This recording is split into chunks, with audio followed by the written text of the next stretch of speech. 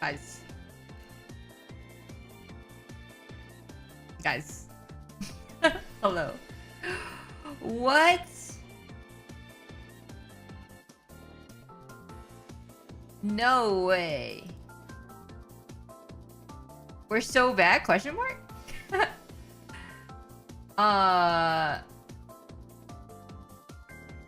Yeah, okay. Wow. Now it has YouTube chat and but before it didn't. So, yeah, it's working now. Second stage stream. Yeah, I'm sort of on a roll, guys. Okay. Okay. Bless. Look at this. Do you see this? Line? Pen pressure? That's crazy. Now, I sincerely hope that when I open this up... Okay, clearly it'll work. It'll work still, right? It'll work? It'll work? Okay, let's start off this again.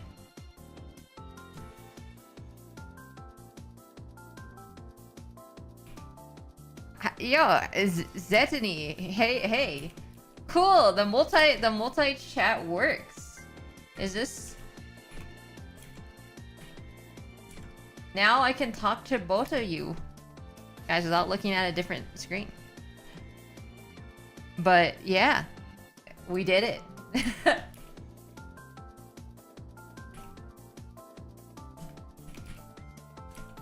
Alright, and just in time for the productivity event. So...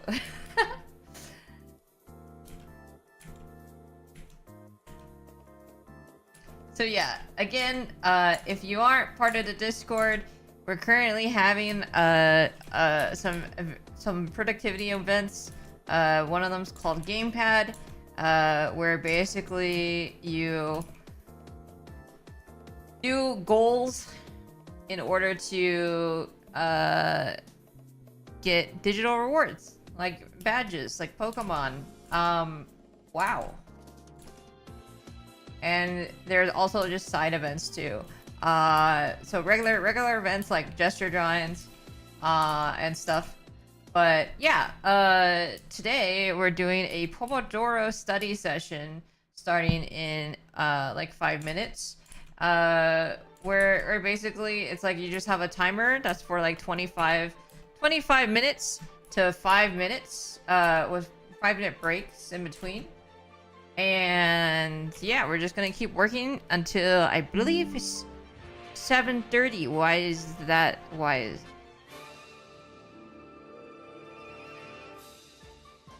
You said something about Stream Elements multi-stream earlier. Yes, that is what I'm working on, and that is why my computer exploded. And I think it was because for some reason it was dual streaming YouTube. So I had 2 YouTube streams for some reason. I had to delete it. I deleted one of the streams. But I think my computer was still trying to stream to YouTube twice, which is weird. Yo, thank you so much for the follow, Zetany. Welcome. I saw you were on the YouTubes. Welcome. Is it through their SE Live thing? Yes. I wanted to try out the SE Live because not only can I separate tracks, which, by the way, guys, if you are on YouTube, can you let me know? Do you hear music? Actually, wait. Does Twitch hear music?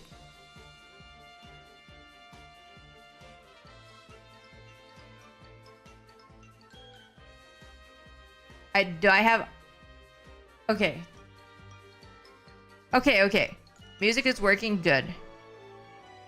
So I think how this is working... Okay, wait, is there music in both? Wait, hold on.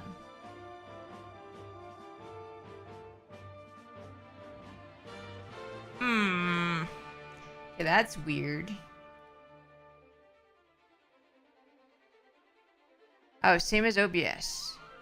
Wait, OBS... Okay. I don't know if this will save now, but okay. So it looks like some settings changed to a different setting, which is weird. When I restarted. I don't know.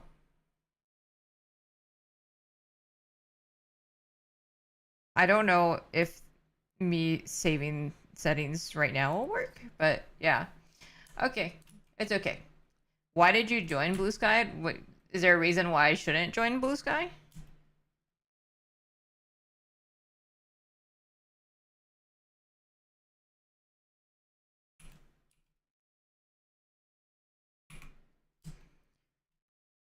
I'll have to look into it, but it's a plugin that's probably what's causing it.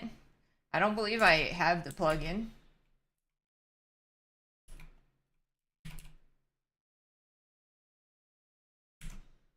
To multi-stream before, I just used this. Oh, this plugin. Wait, hold on. All right.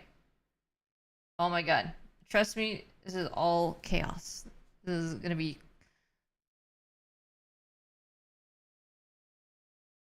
Why? Like, is there a reason you joined Blue Sky? Because why not? I am on Instagram. I am on TikTok, Twitter, Blue Sky. I mean, I do think that there are a lot of advantages to Blue Sky as well. I mean, is there a reason why you're hesitant to join? I so far I haven't seen any particular disadvantage of it. I've seen advantages of it. I've seen the fact that here, I'm gonna go into the quiet library and I'm just gonna do this. It's very positive. There's a lot of positivity on that website, which is really nice, considering that Twitter right now is pretty aggressively negative, to be honest. There's a lot of bots on Twitter. Every day I'm getting friggin' either harassed in DMs by bots or on replies. I don't know. Twitter Blue Sky right now feels like what old Twitter used to be. Like 10 years ago, which is nice. I like the visibility of Blue Sky. Yes, true. I've actually had, okay, because like right now I have like 20k followers on Twitter versus like 1k on Blue Sky, and it's honestly half and half. Like half of the time, like Blue Sky actually does more engagement, has more engagement than Twitter. Like, which is wild because it's like when 1k followers has more engagement than 20k followers, is like, damn, that's interesting. Also, I felt like there's a lot more meaningful engagement. I have a lot more comments, I realized, on Blue Sky. There's a lot of like, like likes, and so I mean, like likes and stuff are meaningful too. Like, oh, let me Pomodoro start. But like, I've had a lot of people like ask me a lot of like really interesting questions, like when they engage with on Blue Sky, which is really nice. Repetitions 8. Okay, and we're gonna just do this. And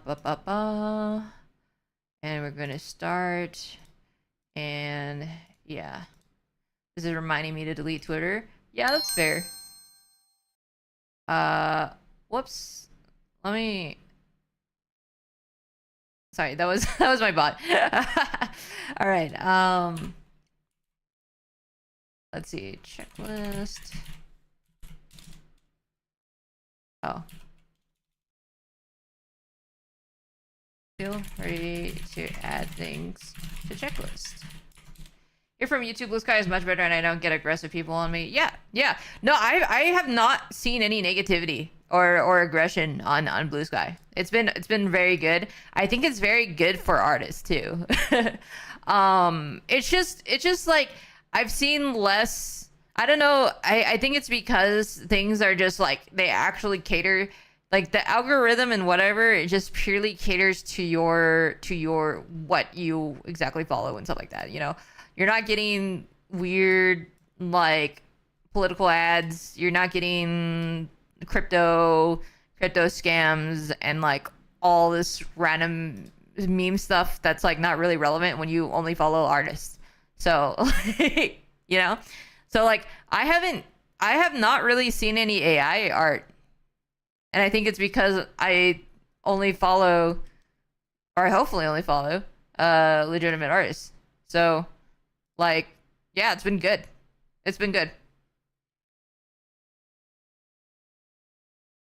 It annoys me that I still get Musk tweets even when I get blocked. When I blocked this guy, leaving Twitter did a lot for my sanity. Yeah, yeah. There's some stuff going on with them. Yeah. No, it's great. Uh. By the way, Black Prism, you continue to achieve your goals no matter what happens. Keep on going. Don't let the hands of dread hold you back. You are amazing. Have a nice day. Stay safe and enjoy life. Well, thank you. That's a really meaningful message.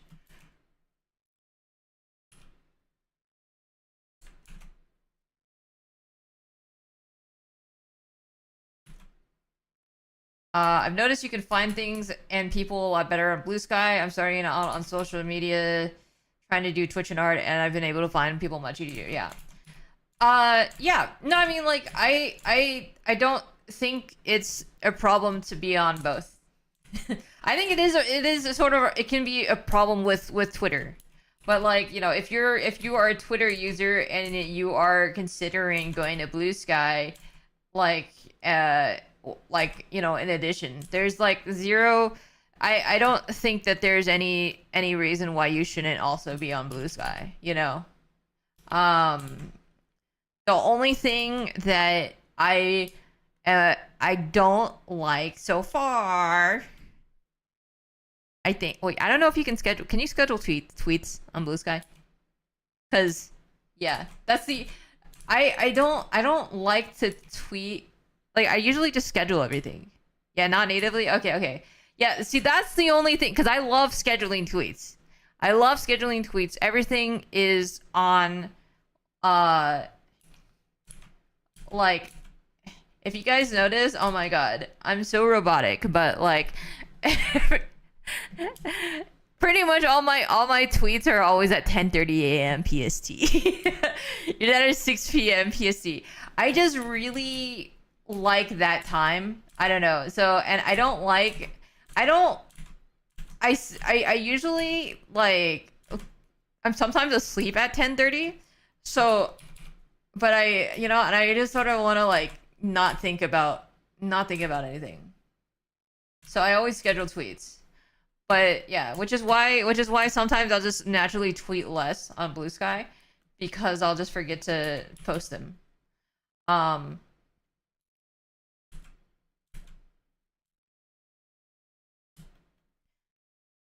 Custom clients, yeah, I know that I haven't actually messed around too much with custom clients, but I should, for sure.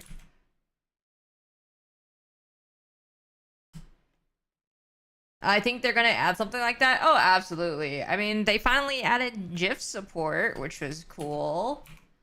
They hadn't done that in like a year, but the moment that people started actually migrating over to Blue Sky, they definitely started investing more into more frequent updates. So, yeah.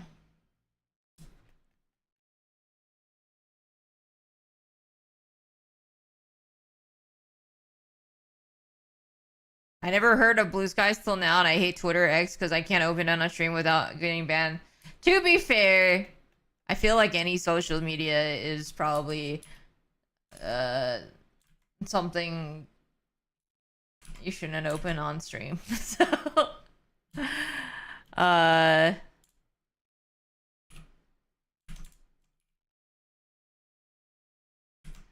but yeah, Twitter's extra bad. I am scared to open any video, because there's a lot of hateful words and stuff that get just shouted out, and I'm like, what the heck?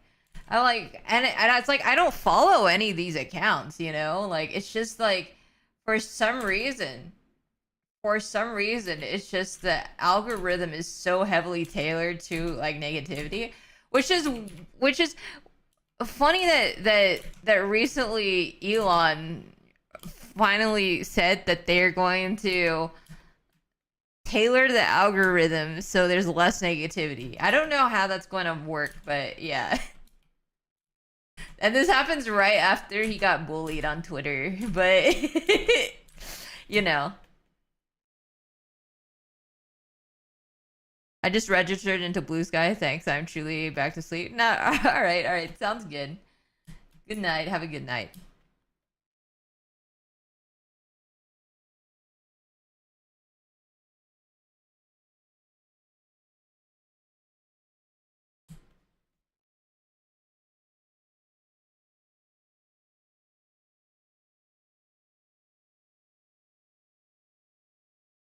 Yeah, a lot of people have been migrating to Blue Sky as well. Like even some of the talents on Hololive moved. So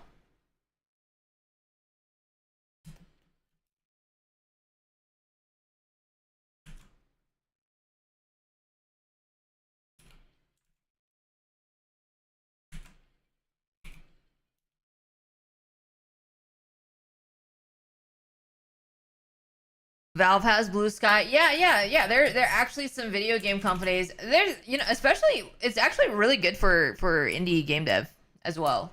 So I've seen a lot of success on there for those types of accounts. But yeah, no, it's a great site. I think that within time it'll be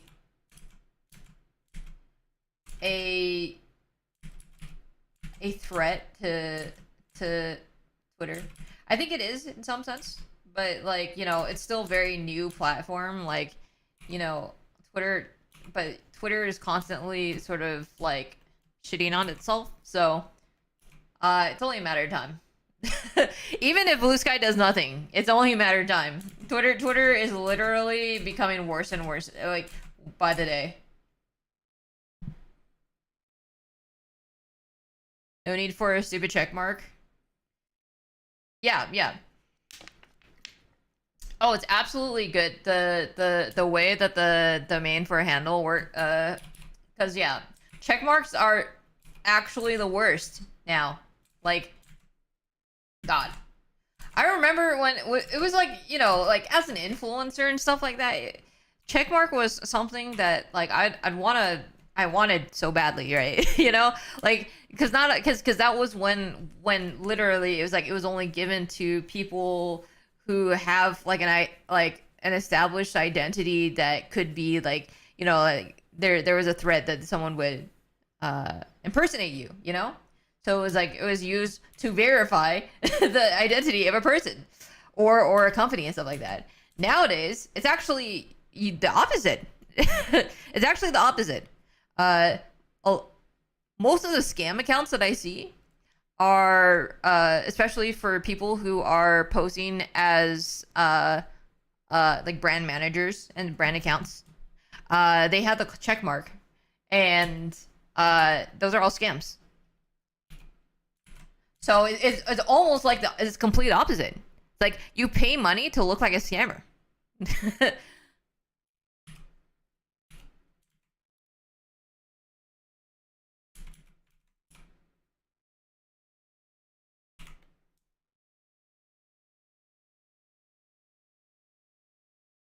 I remember I lost a friend because I didn't have a check mark on TikTok. Wait, what do you mean? Like they refused to engage with you because you didn't have a check mark? I don't even know. I didn't even know TikTok had check marks, to be honest. But that's crazy.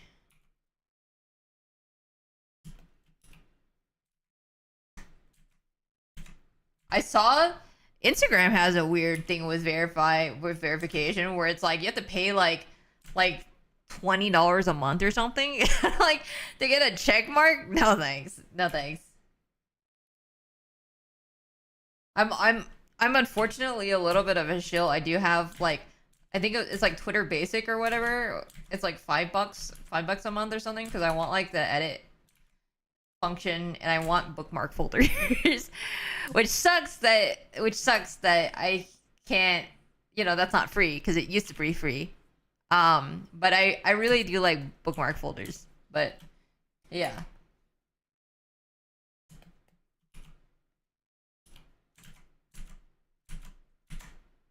When I should honestly just start saving images and stuff on my computer, but whatever. Crypto scams are on an all-time high. Oh, absolutely. Well, yeah, yeah. We talked about this on stream before. But a lot of influencers right now are being sort of scammed by these Twitter accounts that pose as brand managers. And what they do is a brand manager will be like, will DM you and be like, hey, like we saw, your analytics and stuff like that. We think you'd be a good fit to work with us. And it's like and it's like people like Duolingo, Razer, Udemy, like Corsair or something, or like all these like companies that right? And they have these companies quite frequently do collaborate with influencers. But yeah, these people are masquerading as brand managers, and even if you Google them, uh, you know, it's like it's just straight up identity theft because those are actual brand manager names. It's just that the Twitter accounts, masquerading as that person, but they're not actually that person. They're just a crypto scammer. And what they do is they have you try to sign like a DocuSign account, DocuSign, but it's like not actually a DocuSign. And the moment that you open up a PDF or whatever, then it'll like freaking hijack all your accounts, regardless of two-factor authentication. And that's why a lot of these YouTube channels and stuff like that have just like if you ever see a YouTube channel just get taken over by like crypto scammers, that's probably what happened.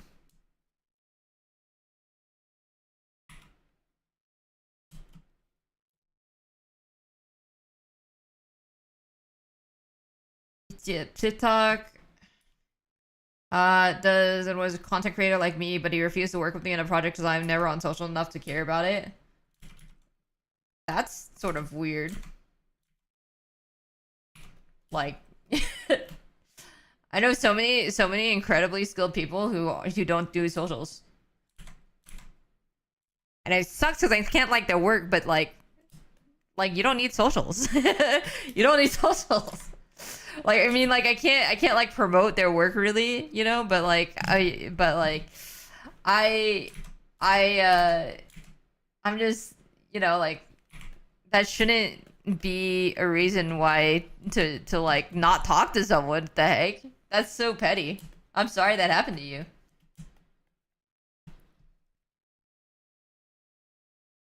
I think my favorite thing about crypto is all the talk about how it's not regulated and this and that, but crypto inherently has no value until you turn it into flat currency, which is regulated and taxed. Yeah. Yeah, crypto's weird. I don't really mess with it.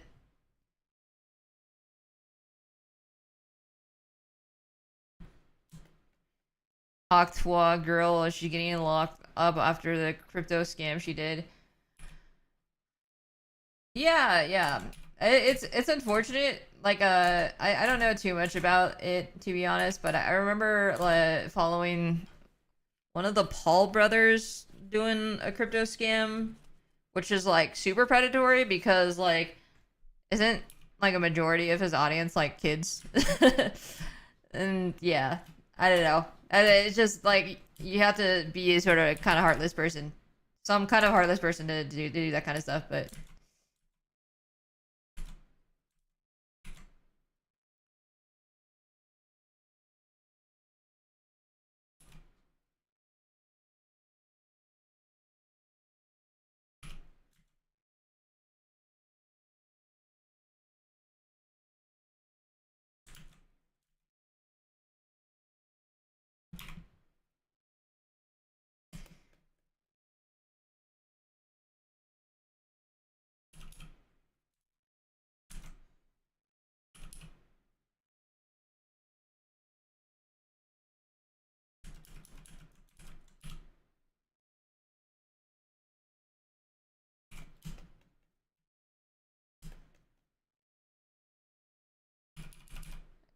10 million? Oh my god. I can't even imagine having that much money.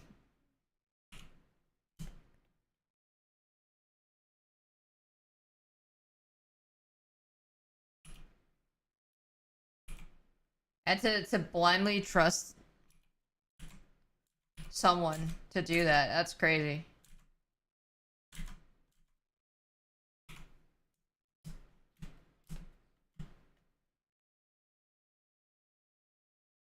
Even without the chat plugin, I wrote my Hobonichi entries. Oh, let's go.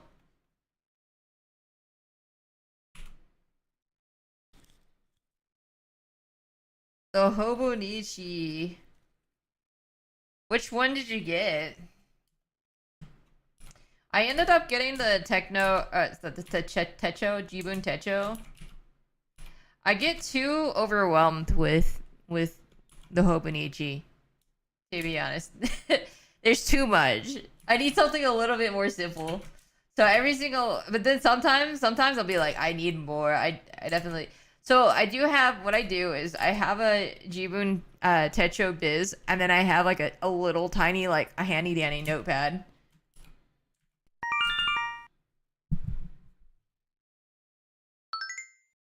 Yo, thank you so much, Kay, for 31 months sub. Thank you, thank you.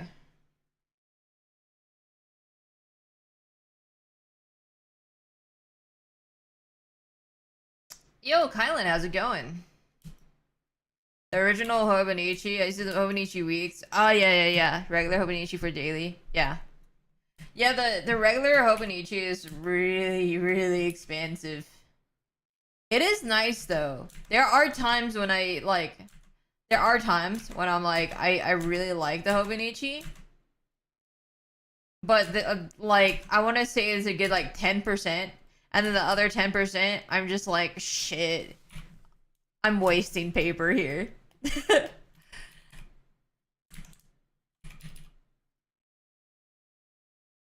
Wait, you play League of Legends? Yeah. I would play a little bit of League of Legends. I used to do contract work for them. I'm the one who designed the emotes that are in League. And amongst other things. But yeah. I played actually like a few games the other day before the year ended, because I was like, I can be degenerate for the rest of 2024, and then the moment it hit midnight, I was like, I'm not playing anymore.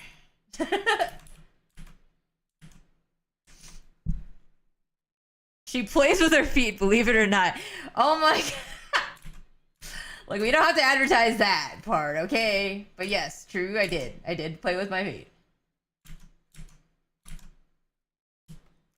Degeneracy defeated. Yeah. I'm like, that is like the easiest way for me to feel good at myself in 2025. You know, I just start there. And I'm like, the moment it hit 2025, I'm like, I'm already a better person than I was 30 minutes ago. Especially since we ended on a loss, you know? Like, damn. Until the new TOT set drops. Can I ask you for some feedback on League of Legends? Like, what do you mean by feedback? I mean, you can ask questions. Yeah, for sure.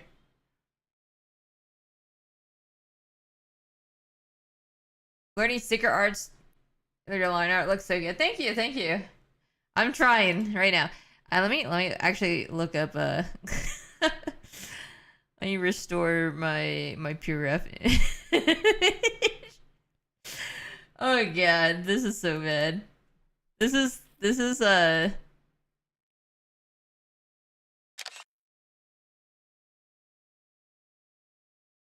whoops. Why did it not work? Hold on. There you go. This is the autosave recovery thing for here, I'll show you. Okay.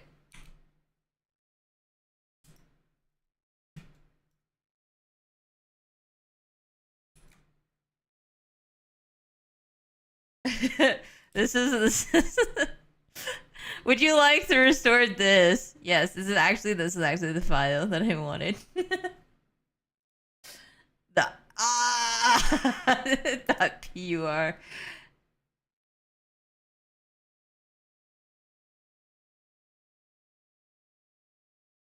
Ludwig is still in the league grind. He's stuck in silver too, with the goal of reaching plat. Dang. I feel like if you're like stuck, if you're stuck in silver, I feel like gold is pretty hard to get out of when you get to gold. I don't know. I could be wrong. The things have changed since then. But I feel like gold feels like exponentially harder if you're like on the cusp of like silver and gold.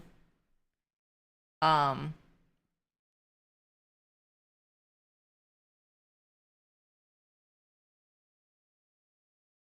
I want to get to gold while playing with a fighting pad controller.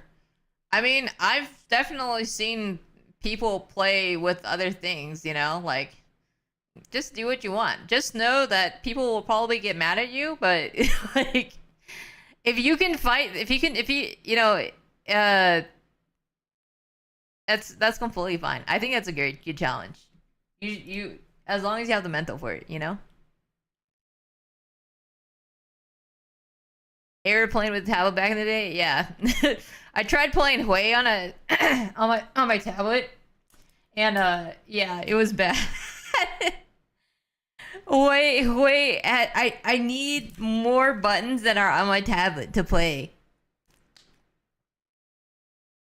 And it ruined my stylus, like, really badly.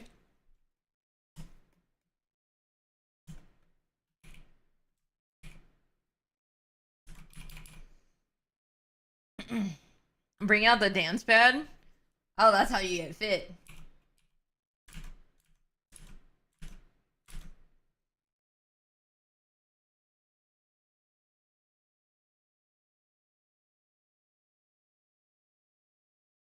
Ad break.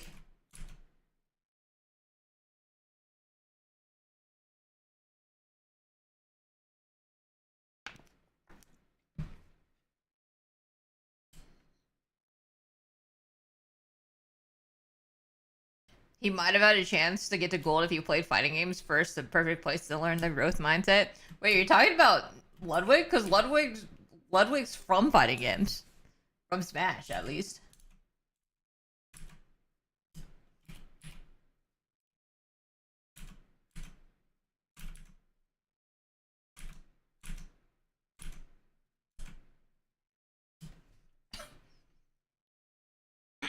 You love Jinx.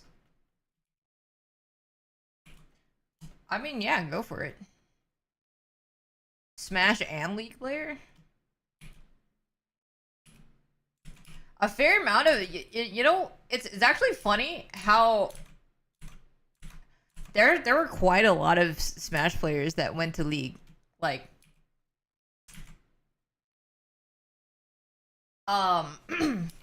this is probably like I don't know if people would like know any of these people unless you're like an OG League person.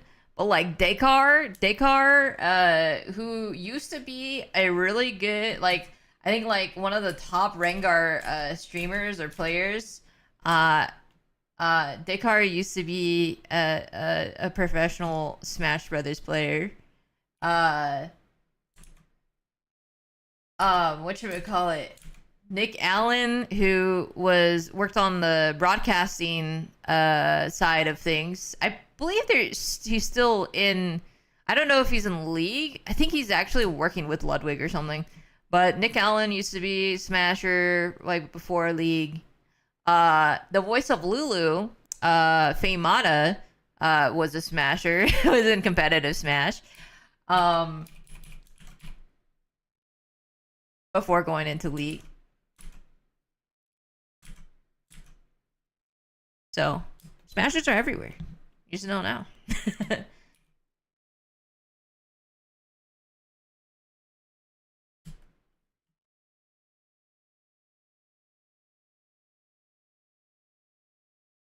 After 100 hours of League, he ended +1 elo. Ooh, that does something to a person.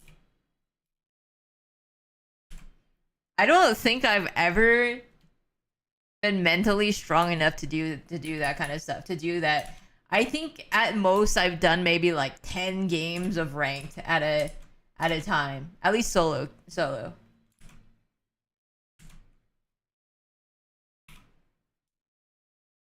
I started with strategy games, so I always play games very analytically, but I can't help it. That's pretty cool. I'm like the complete opposite. I've never played a strategy game in my life, really. So, yeah. That's probably why I play like characters that are just like brain dead. So, whatever I can just mash buttons and sort of get away with, that's probably, you know. I don't mind playing Malphite. Like, you know, it's not my main character, but you know, like I appreciate a good just character that can not do anything, and the opponent can't even do anything. What the hell, Cracker? What the hell, bro? 20 gift subs? Holy shit. Wait, why? You literally, I had to be at like the last stream, literally the last stream. I don't remember the last time I streamed, but you literally did the same exact thing. And I feel so bad because I think like a day after, Twitch was like, oh, by the way, there's the mode that's like 20% off of subs or whatever. And I'm like, no. Oh my god, it feels like I could have just streamed like the day after, and you would have had to spend less money. But I greatly appreciate it. And I feel bad cause literally I think that deal ended literally like 2 days ago. You don't need no discount. I mean, okay, go flex. But like, oh my god. I feel so bad. But thank you. I appreciate it. Oh my god.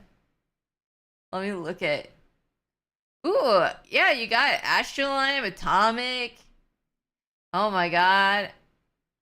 Dekar, Dawn. Lots of really cool people. Daddy Valo would have. Oh, I forgot that was like a thing. That was a weird, interesting thing. But I just remembered it was like discounted subs or something. But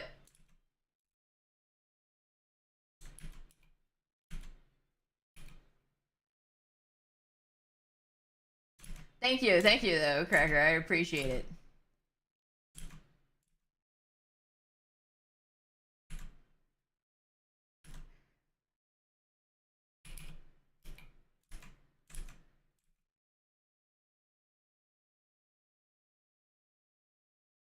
It's really annoying because I even do it subconsciously in story games. Imagine you try to play a horror game and your analytical thinking kicks in and tells you no need to panic, this enemy is way too fast for you. You won't die here, it's scripted, it's so annoying. Well, I think that's honestly, I think that's the fault of the game design though. I think that's honestly lazy. Like I think it's lazy design if you know, like that happens, right?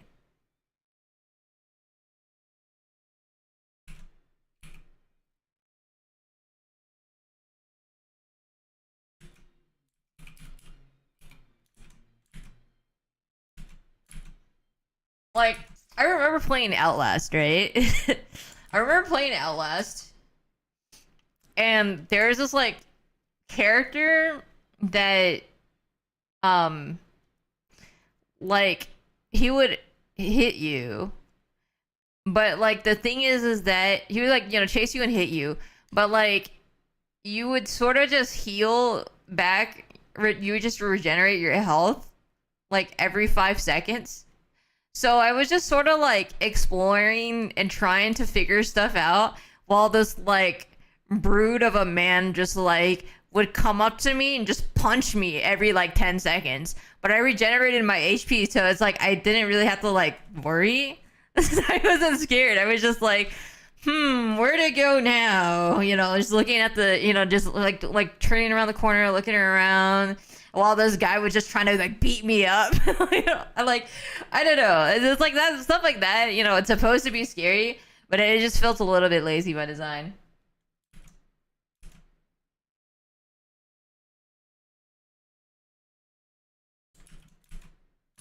Which is why I sort of enjoyed the DLC a little bit more. I haven't tried LS2 by the way. I've heard mixed things about that one, but I enjoyed LS2 because everything like one shot you. So there was that threat of like, oh shit, you know. Although there was a lot of like scripted stuff, but yeah, it felt more threatening to me. So, yo, hype trade level 5. Thank you so much again, Cracker.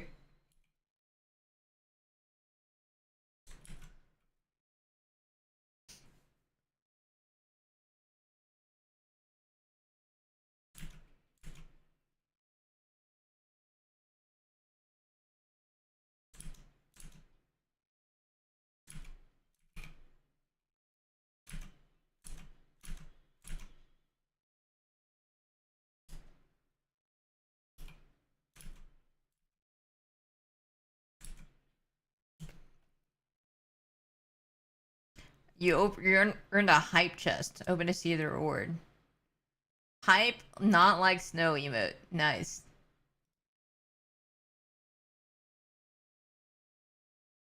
LS1 was so goofy you can just loop around beds and they get so confused. Yeah. I think it was a pretty reliant the game was more reliant on the whole like found footage type of like like the camera kind of thing, night vision angle that they were going with, which is, cool. I thought it was neat. It wasn't my cup of tea, but like I can understand why people like that game. It was fun to watch people play it because like if people get scared, it's so funny. And I did genuinely really like the DLC as well. It was really brutal. Really brutal, really like edgy. I like that.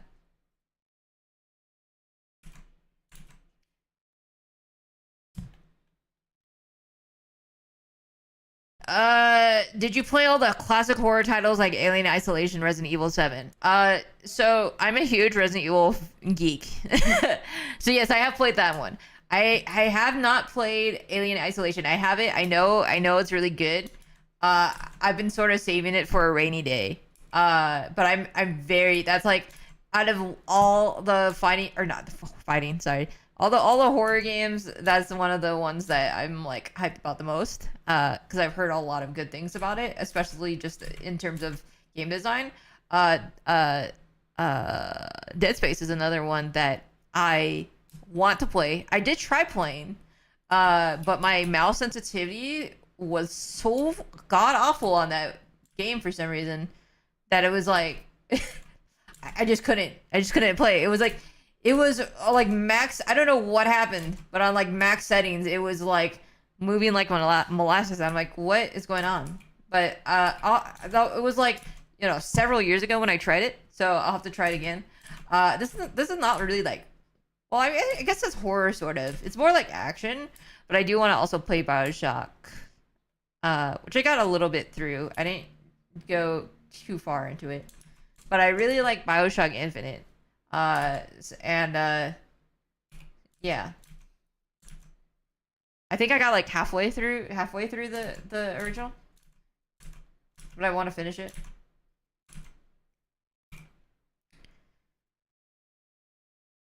I like the in vivo. It's similar.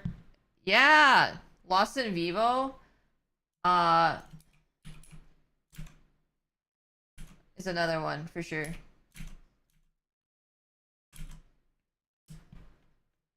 Dead Space 1. Yeah, I did play it on PC, so that maybe that was a problem. They're making a follow-up to Alien Isolation, yeah. Oh, one game that is high priority right now is Signalis. I think that's the one that I'm like hard prioritizing. Uh, we're probably gonna be playing Me Side sooner than later. Check these gifted it to me, and a lot of people have been join that game. So yeah, I've heard it's good. So Soma, I played a little of it. I wasn't really like super invested into it at the time. Um, I don't know. It's pretty. It was like the environments were cool. There's so much nice fan art. Yeah, there's an artist I follow who animates a lot of Signalist stuff, and their art is absolutely fantastic and gorgeous. They do. They recently did a 2024 recap of their animations, and it was to Machine Girl music, and I was like, oh my god. Two of my favorite things. Animation and Machine Girl.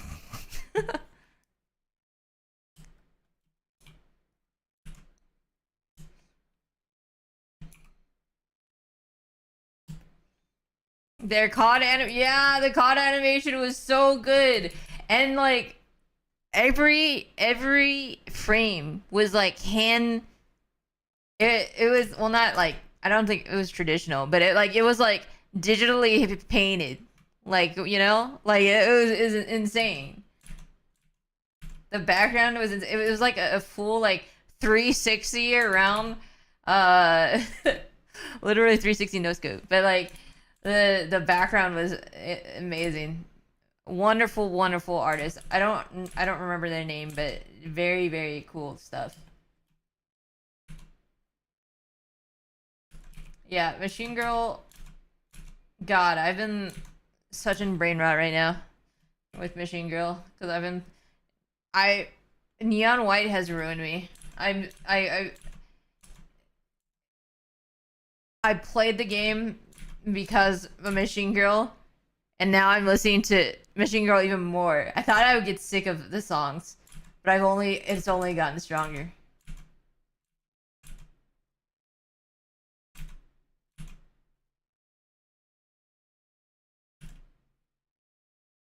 Good brain rot, yeah. Absolutely.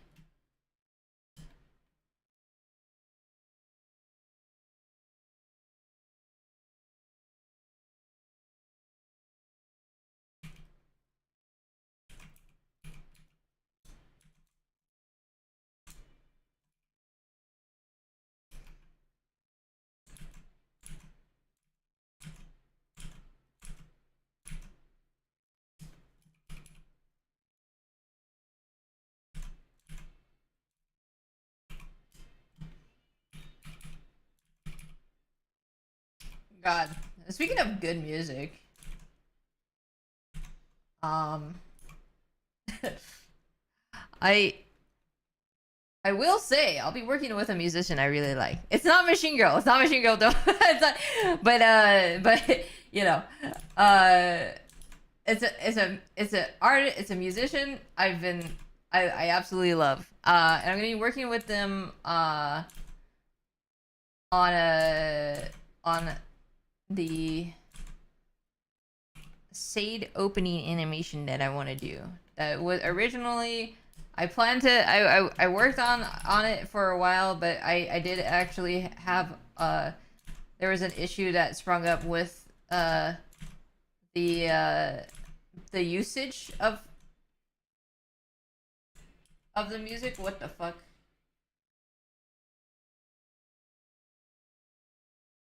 Hold on. There's a little bit of an issue right here. Okay. So yeah, there was an issue that ran out with the usage of the music. That's like all I can really say. But yeah, I couldn't. I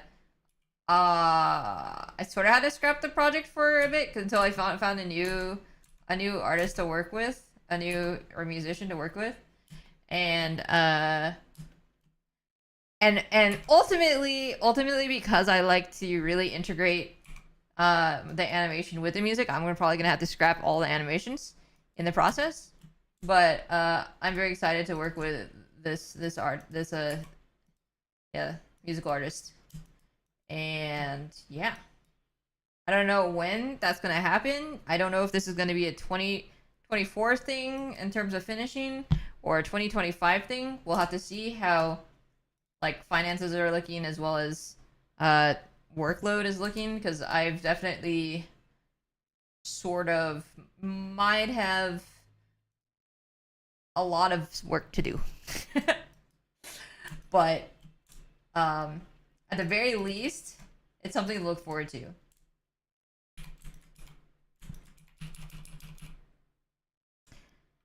You ever heard of a genre called liquid drum and bass? Oh, absolutely. I'm a huge fan of the drum and bass genre. Liquid is also very good. But yeah, anything that is drum and bass like adjacent is something that I'm absolutely a fan of.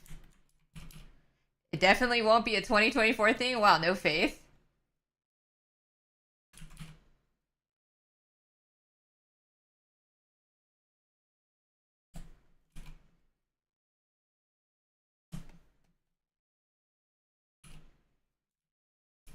Oh wait, yeah. Oh wait, I just realized it is 2025. Oh my god. I see. I understand now. Okay, well 2026 could be a 2025 thing or a 2026 thing.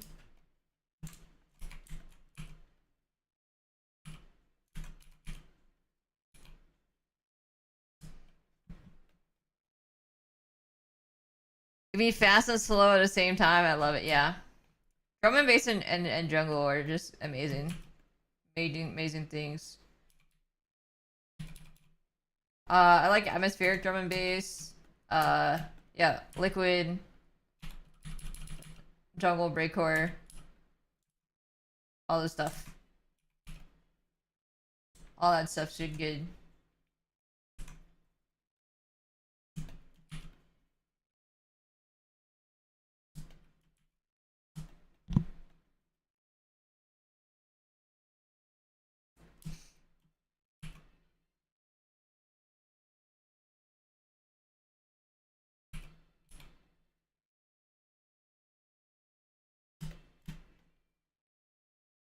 No, yeah, but yeah, I found someone for the project. And by that, I mean that I have DM'd this person. Literally, I am so persistent to the point that it's creepy. I've DM'd this person every year since I debuted, being like, "Hey, would you be interested?" You know, like touches fingers together. Would you be interested? You're my first choice. And yeah, they were like, "Yeah, sure, I'm down."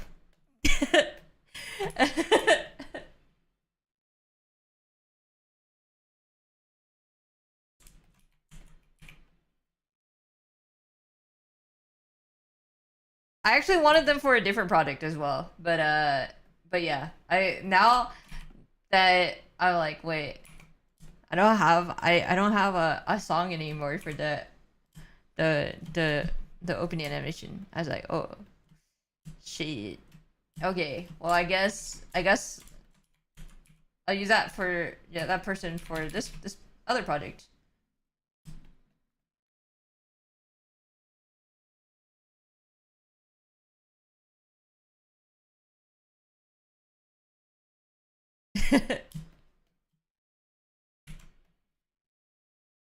Like I've also specifically I can tell people I'm like, look, you can it just if you just say no, that's completely fine. I'll find someone else, but like I, I love your stuff. Is this a commission for that new? Yeah, yeah. I'm assuming it's new, but yeah, it was that the Miku Hatsune uh thing. So yeah, this is like an homage to that or whatever.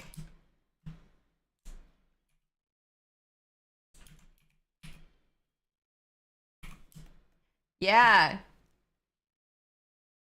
Which, by the way, oh my god. So I'm glad that I actually have a fisheye lens that I sort of used for uh that I used for like reference. But also Liquify tool can also just do that shit. Look at this. Whoops. Hold on.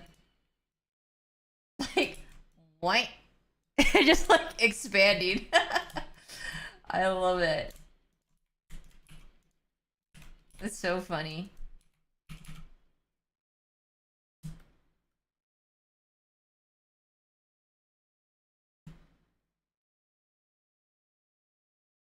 I actually never listened to the song, and the first time I listened to it when I sent it to you. Oh wow! I thought you were just a huge fan of that song. Dang.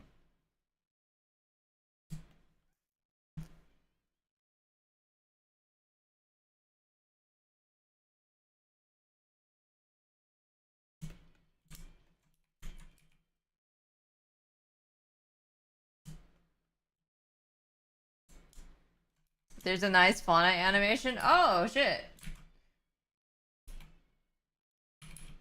Did she do a cover for that?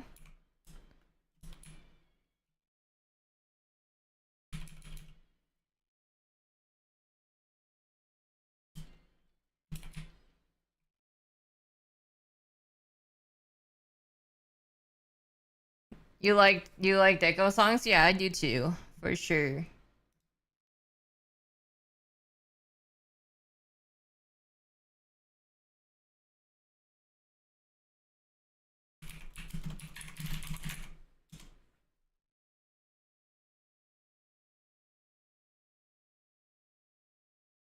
You'll feel bad about saying no. No, I'm not mad. I just okay, that might be a little bit too overboard. No, it was just I wasn't sure. I was like, wait, I don't know if they read my messages. And then I found out that they just don't read the messages. And then once I finally got into contact with that person, they're like, "Yeah, I'm done." I'm like, "Oh, okay, okay. Cool."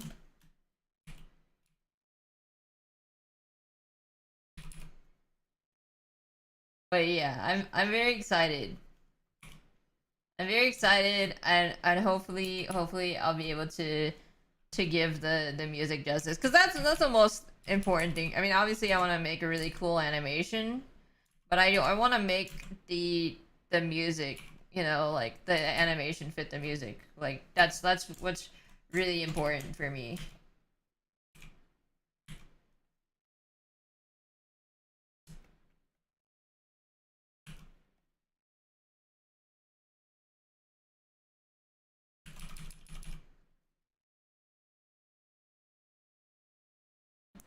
Manipulative tactics.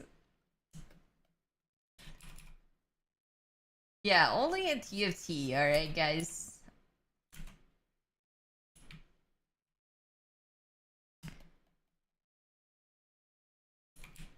Oh, Mazumaru! I know that artist. They did stuff for I think Idol Core, and also like some Hololive stuff.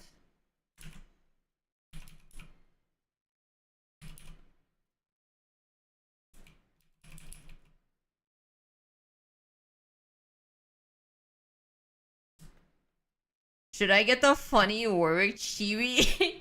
The one that's just him? Uh... Don't tell me you're actually rolling for that shit.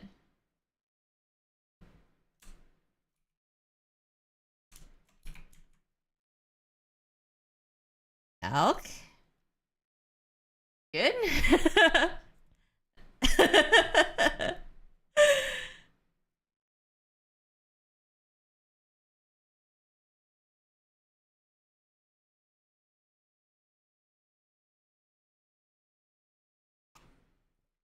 Wait, you have 10? You have 10 mythic medallions?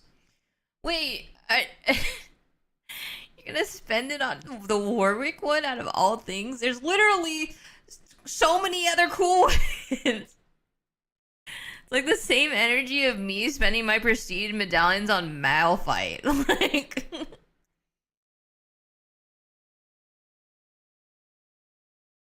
it's funny. Okay, I understand, but I don't know. I can't imagine you not on freaking Yumi. You enjoy that character a little bit too much. I must say, yeah. What if there's just like a just anything else that releases? I don't know. If there's okay, I think you should just use it for the mythic the Yumi when she gets into shop, the other one, the gotcha one.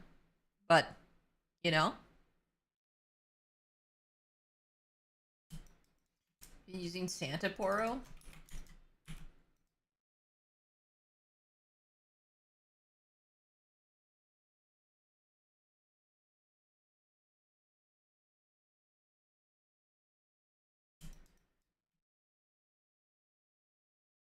Does eat for oh my god.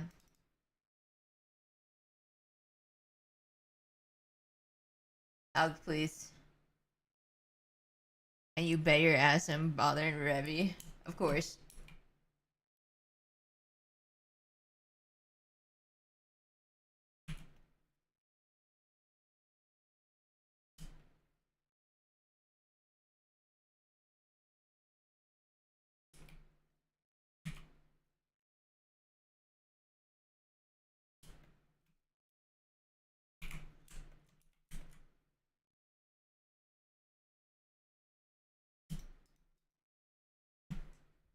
Alright.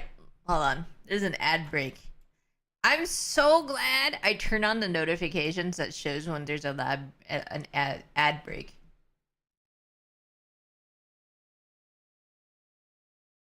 Alright. I sort of want to work on the eye. The eye's like the cool part.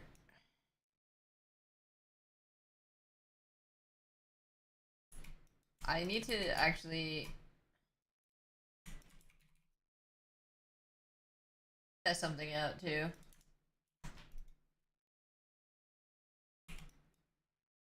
There was like a brush that I got. I don't know if it'll work. It might be too small.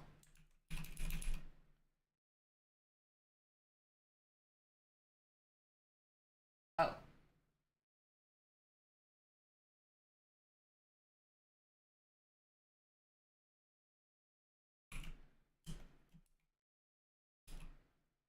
Is it this one?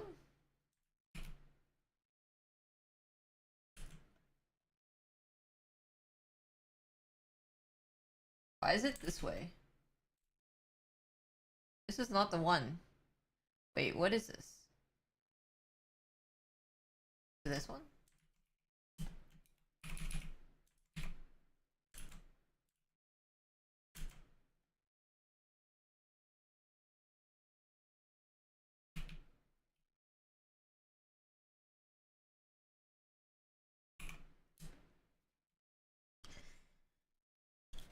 Okay, that's okay. I could talk about the upcoming mascot horror game called Giggle Land. Is that? I feel like there's just so many mascot horror games that are coming out. There's like a parkour game that came out recently.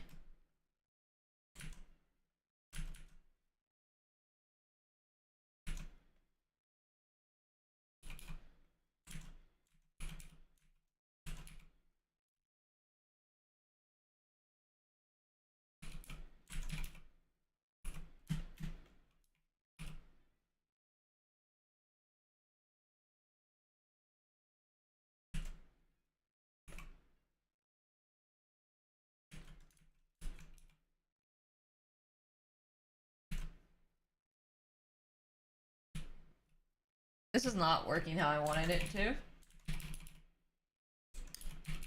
gonna just do my own shit.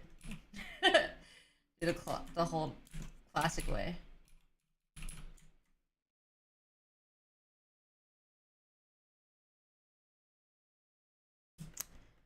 To be honest, I haven't played that many games recently. Besides Neon White. I'm sort of addicted to Neon White. I'll be real. And I probably will be for a little bit. Just a little bit. Be reasonable about it.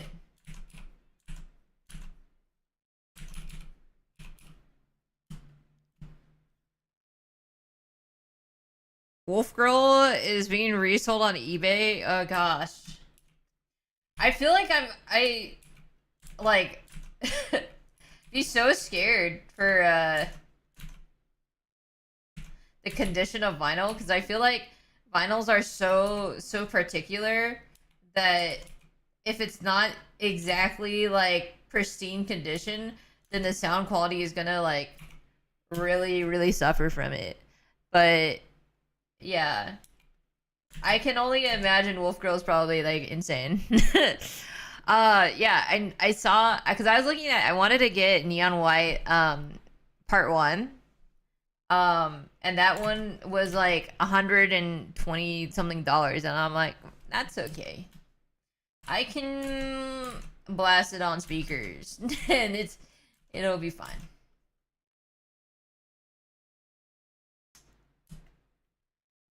Yeah. I wish I bought the vinyl, but I didn't really know too much about Neon White beforehand. Like I listened to some of the soundtrack. I was sort of saving it for like when I actually did play, and then when I did play the you know, that was after the pre-orders. So sort of unfortunate that it was like that, but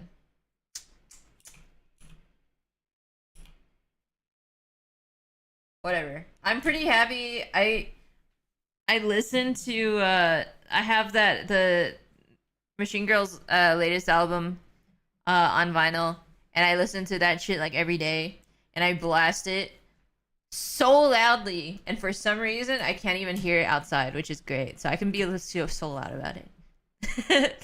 I'm so freaking loud, and it doesn't actually like affect the outside, so it's fine.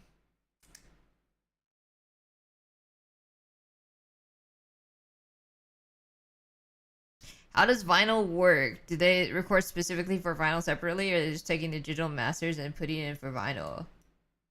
I'm pretty sure it's like technically digital, and they put it on vinyl. But it's just that it's probably like more lossless. I don't know, is my guess. I think vinyl, it's not like, I don't think like vinyl is like truly like, wow, this is so insane quality. I do think it's definitely better quality, but like I think I don't know, to me it just felt like listening to like lossless or something. I think the experience of vinyl is what's the important part, right? Because it's like, you know, listening to like 5 tracks at a time or something. It's not like, you can only store a certain amount of music on a single vinyl. So just the act of setting the vinyl up and sort of appreciating the music, I think that's sort of the novelty of vinyls. Why is this?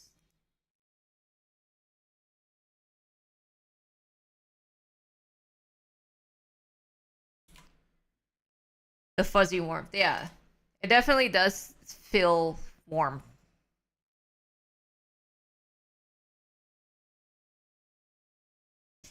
I don't usually don't listen to albums front and back to vinyls. I do, and it's a nice listening experience. Yeah, it's really nice. I've honestly like I I don't regret getting the vinyl because I feel like it actually carries me through the day. It actually does. I feel because I'm a very like music oriented person, and if I can't get the right vibes from music, then it is hard for me to function. So there have definitely been times where I'm like, oh my god, like art is struggle, art is a struggle, and then I just like start blasting some music, and I'm like, okay, never mind, I'm back. It's very good.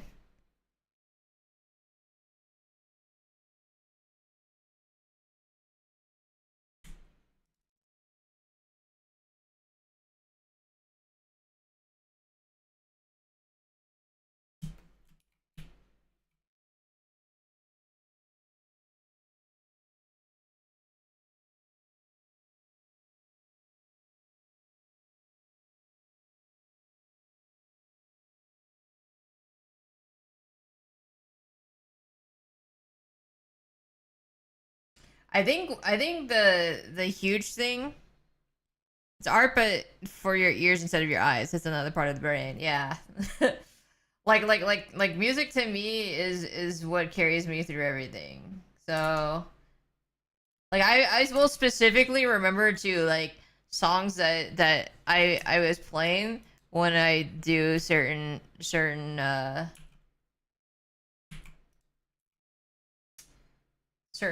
arts.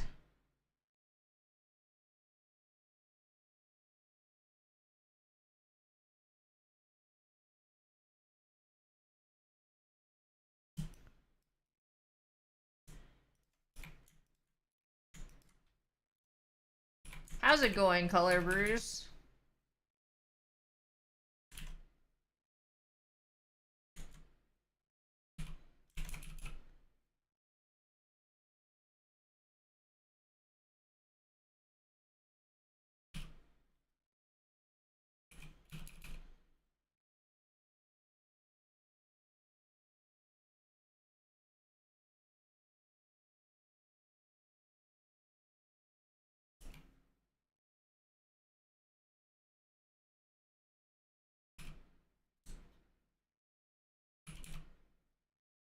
Sometimes I wish I could listen to music at work to help me get through the day. Yeah.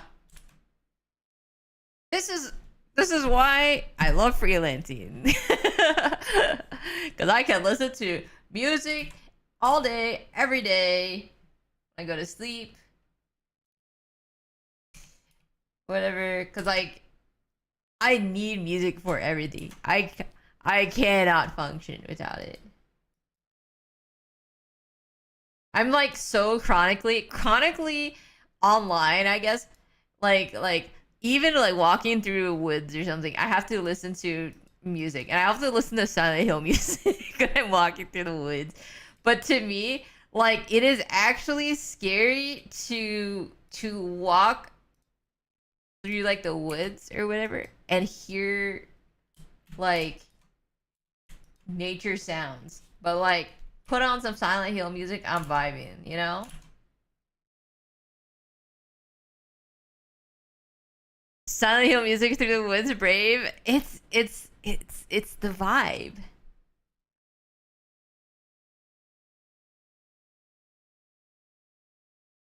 Realistically, people have AirPods in and listen to stuff. Oh, that's fair. AirPods are pretty. They're decent nowadays, but valid.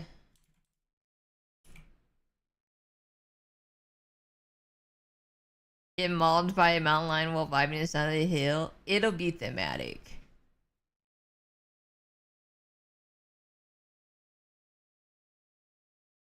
It would be sort of worth.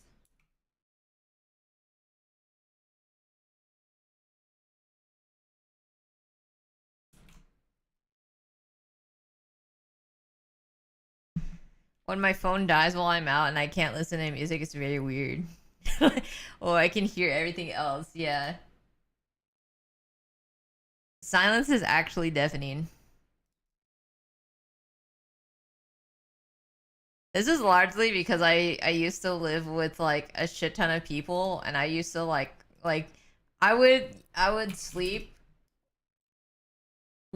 like underneath a room of partying of a party of 60 people, like where it's like it sounds like a freaking earthquake. I was fine with that kind of shit to the point where when I actually moved to just living with one other person, it was like literally I kept waking up because I couldn't. I don't know, like the silence was just so loud that it would actually wake me up. I was so not used to it.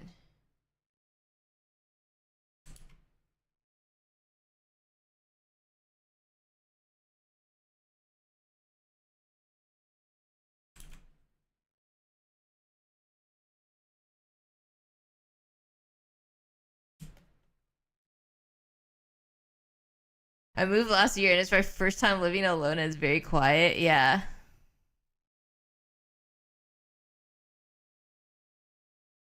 I literally listen to like screams like when I go to sleep. I don't know if that's I don't think that's normal. But like I'll listen to like creepy pauses and stuff and then like I have autoplay going. So then it goes into like those transmissions of like those like radio transmissions of like haunted places or whatever, and you hear like ghastly wails and stuff like that. That's like what I sleep to. It's honestly okay.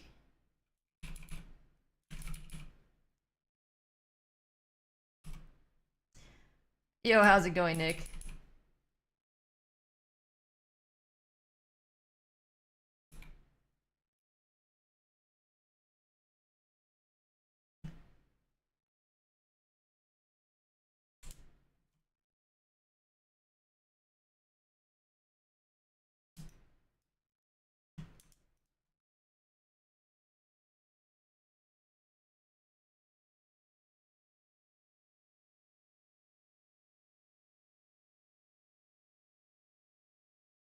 You would be the one to survive if we were all in a horror movie.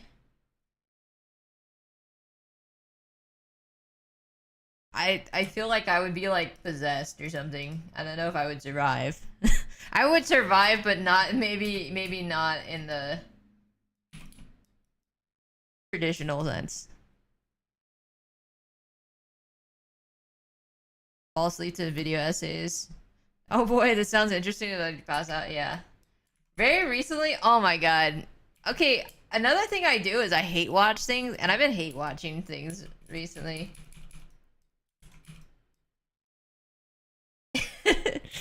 I've been falling asleep. I've been falling asleep to freaking Dexter. There's a new series that came out, Dexter Original Sin, and I hate everything about it, and I keep watching it. like,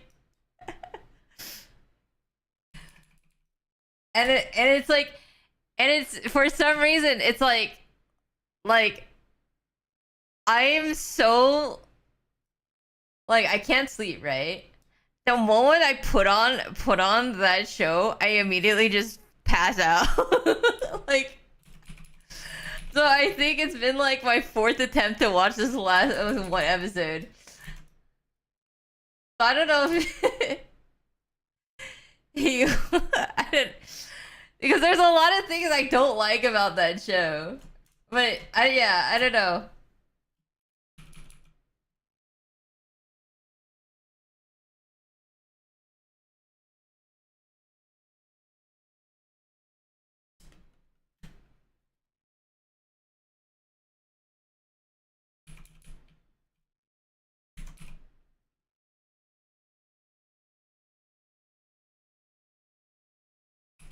This shit sucks. Let's put it on. Pass out. Yeah. All I know about Dexter is I think I think that was a season 7 plot line, which is really weird. I never watched the full of that because I was sort of done with that series by like I just remember like I think it was like season 4 or season 5. I watched this in high school. Or yeah, and I remember like season 4, 5 being like cool, and then like started watching the next season, and I'm like, this is sort of bad. And then I just stopped watching until I watched like I was curious, so I watched like the finale of the show, and like I hated every part of it. I hated absolutely every part of it. And then when there is like a new season that came out, like a revitalization of the show. And honestly, I was sort of enjoying it, and then like it was like a solid 7 out of 10 for me. Like it was decent, right? And then like somehow they managed to make the ending worse than the series finale. So I was like, okay, how did this go from being like okay to absolute trash? I don't understand. And then yeah, and then somehow for some reason they're revitalizing the series again, and it's just I don't know. They're just I don't. This show is not for me, but I guess it is for me because I keep watching it. But I just don't like it. I just.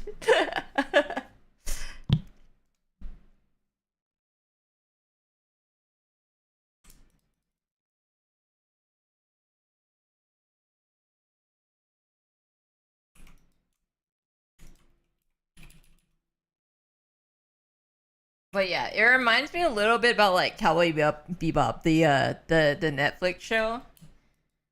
Cause like I whenever I watch a show I don't like, it takes me multiple days to finish an episode. I'll either fall asleep or I'll be very, very like physically averse to it. I'll just be like, I just don't want to like watch it. I'm like, there's but there's some but for some reason I have to watch it.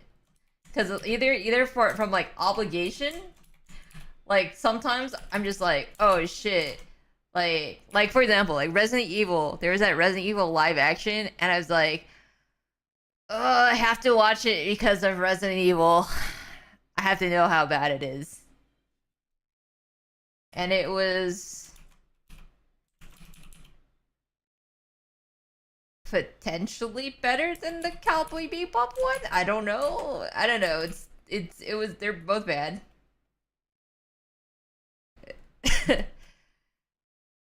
The writing was so bad. The people had to look at it and go, "Yeah, this looks great." Yeah, no, the okay. I think if it was just the Jet and Spike show with Faye, whatever, that would have been fine. That would have been fine. The moment they introduced Vicious, the B plotline, and Julia, oh, it was awful, awful. And no offense, but yeah, no, I don't think Vicious's voice or actor, the Vicious's actor was very good either. I don't know, maybe that was just a directorial thing. I don't know. It's just Vicious. I don't know why they wrote Vicious to be like pathetic, and also just Julia was really cringe. Also, I don't know. I'm also okay. I'll probably get a lot of hate for this. I think the B plot line of Cowboy Bebop, even in the original, was sort of weak compared to the episodic nature of the show. But I don't know. I still absolutely love Cowboy Bebop, the original. I just wasn't like the hugest fan of the B plot line compared to I like the daily life of like of Cowboy Bebop with the character explorations. And I know like part of the character exploration does involve the B plot with Julia and Vicious, but yeah, I don't know. By the way, thank you, Polyhedral Cathedral. Thank you so much for the follow. Welcome, welcome. Yeah. Yeah, the Bebop. It's just yeah. I mean, like still, yeah. Like Cowboy Bebop is a solid like 9.5 out of 10 for me. It's like which is high. It's like one of the highest like rated shows for me. I actually don't really think that there were any bad parts of the show either. I just think that I'm like there was a lot of spectacular moments for the show, and then there were also just like cool, cool moments, you know? This soundtrack is from Tales of Legendia. It should be called Short Circuit. Uh, done by one of my favorite composers, Go Shina.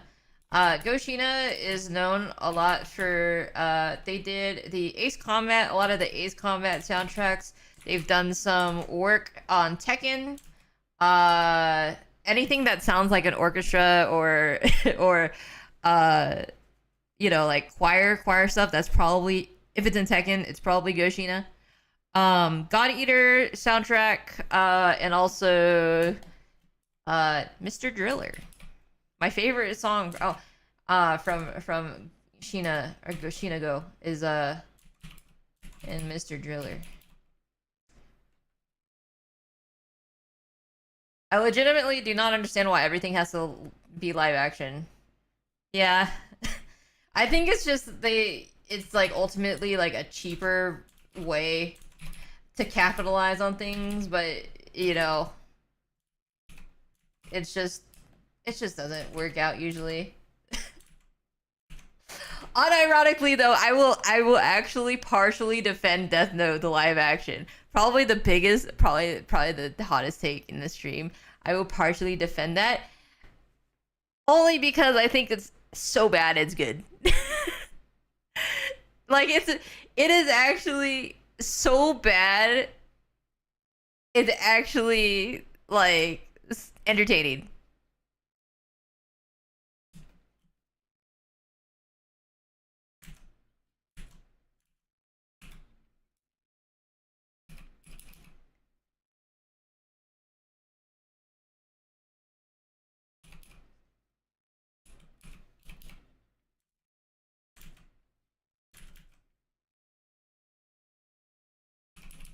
I'm trying to think of like what is a good live action though. What was a good live action video or anime adaptation?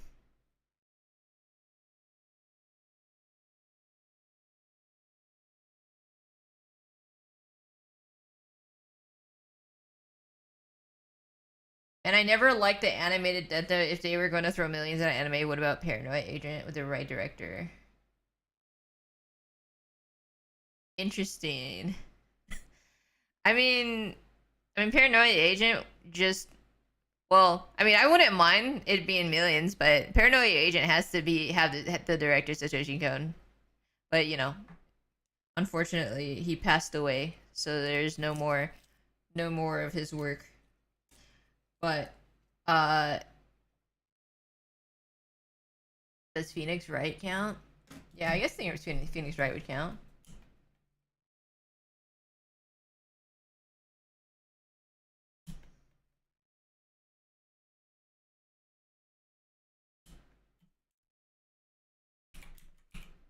I haven't seen it.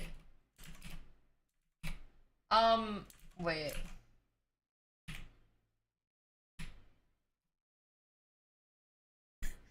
Wait, there was definitely a couple of live actions that I have watched, and while I don't think it's better than the anime, it was okay. I remember watching Kaiji live action, and it definitely doesn't compare to the anime. But I was like, I don't know, maybe I just enjoyed Kaiji so much that I was like, that's cool.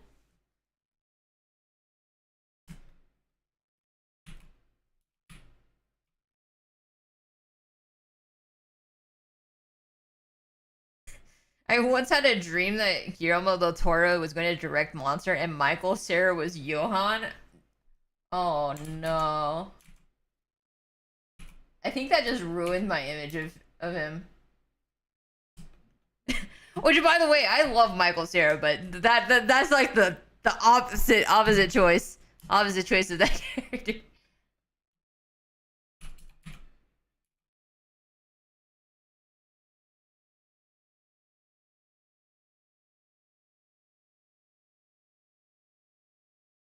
Cassern. Perfect Blue, the book is wild. Perfect Blue, the anime. Black Swan is close to the book. Yeah. Well, I mean, the director straight up plagiarizes from from Satoshi Kon films. I always forget his name. I forgot the name. I like their stuff, by the way. Requiem of a Dream. I love Black Swan as well. Mother was interesting, but I like their stuff. But they definitely did take from Perfect Blue and yeah, I think it was Perfect Blue. They took the inspiration for Black Swan, but then also they put a scene in Requiem for a Dream, maybe.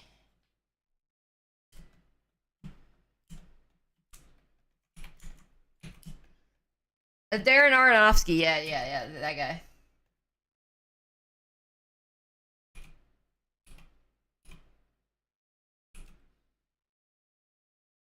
There's some scenes from Inception that rips from Pika. I actually rewatched that film like literally a week ago, and yeah, I was like, yeah, it's very Inception-ish.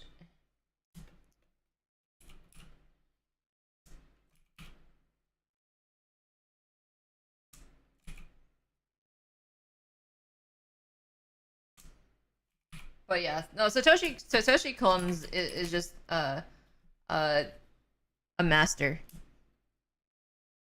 Wait, did I miss Paprika? No, I watched it in real life.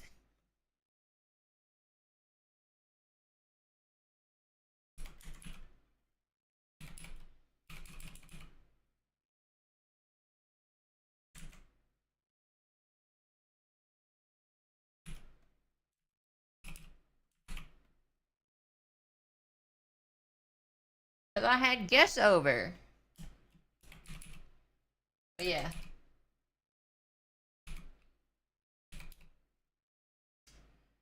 Very cool, maybe.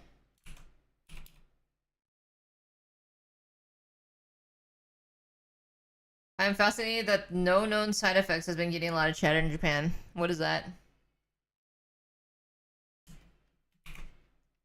I want to save this, by the way.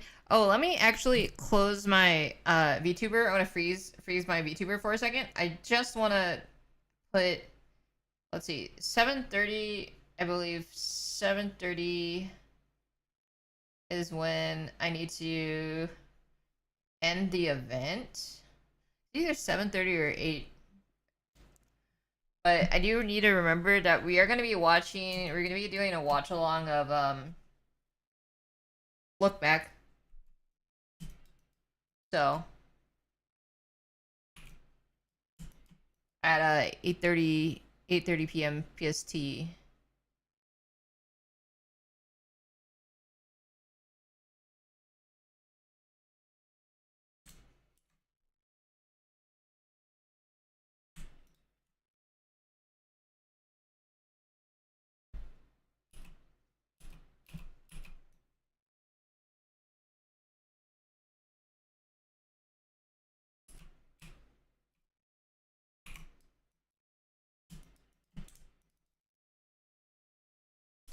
Common side effects. Oh, I think I know. I think I know what you're talking about. I think I might have seen it on Twitter or something. I don't know. I'm sort of like lost. I haven't really looked into. Like, I live under a rock.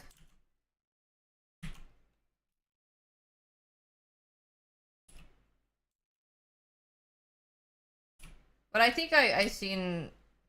It has that like a really unique art style.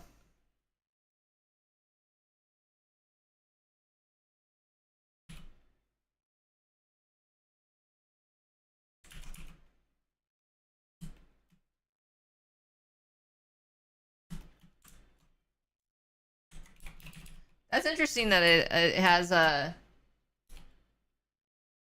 appeal in Japan. I think Smiling Friends even had like some appeal in other countries as well, which is I think is cute. There's this artist I follow, Nonon. I believe that's her name, but she would post like diary entries of like watching like certain Smiling Friends episode, and then like would draw like fan art, a lot of fan art.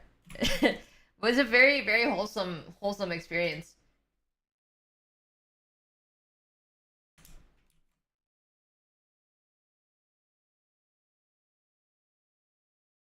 Okay, sorry. I okay, no longer freezing. Oh my god! Yo, Pudley! Oh my gosh.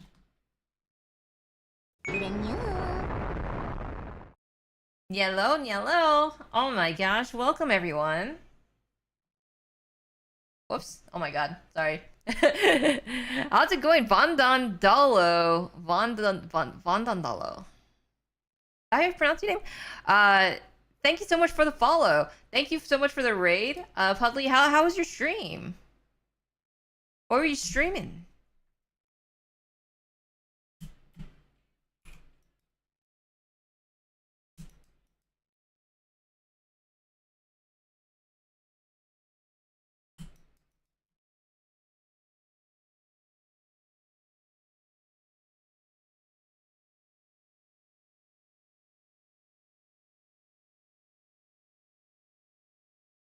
Just working on a live 2D model?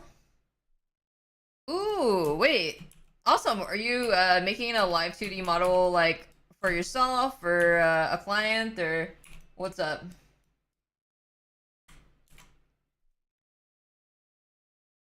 Do you have like a progress picture or like a or anything?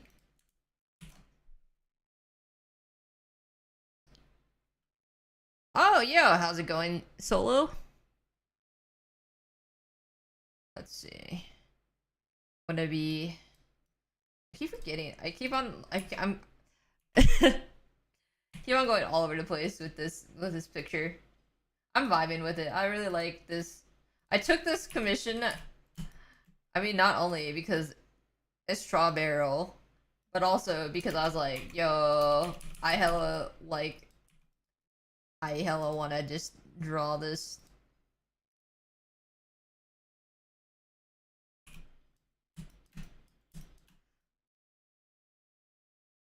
The eyeshadow, the eyeshadow area. Yeah, this is a sort of credit where credit's due. This is from the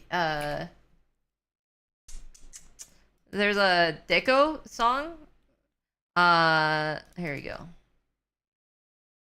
So yeah, so the color is pretty similar. So it's so this is like the Deco song. So the client wanted pretty much a reference to this. Uh, different pose and everything, but you know that style. So that's what we're doing.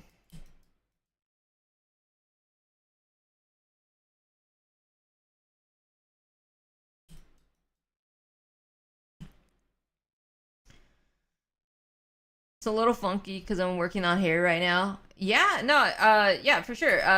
Links are completely fine here as long as it's not, virus.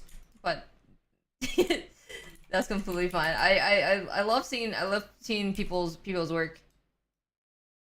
We have a lot of artists in the community, and rig artists, everything.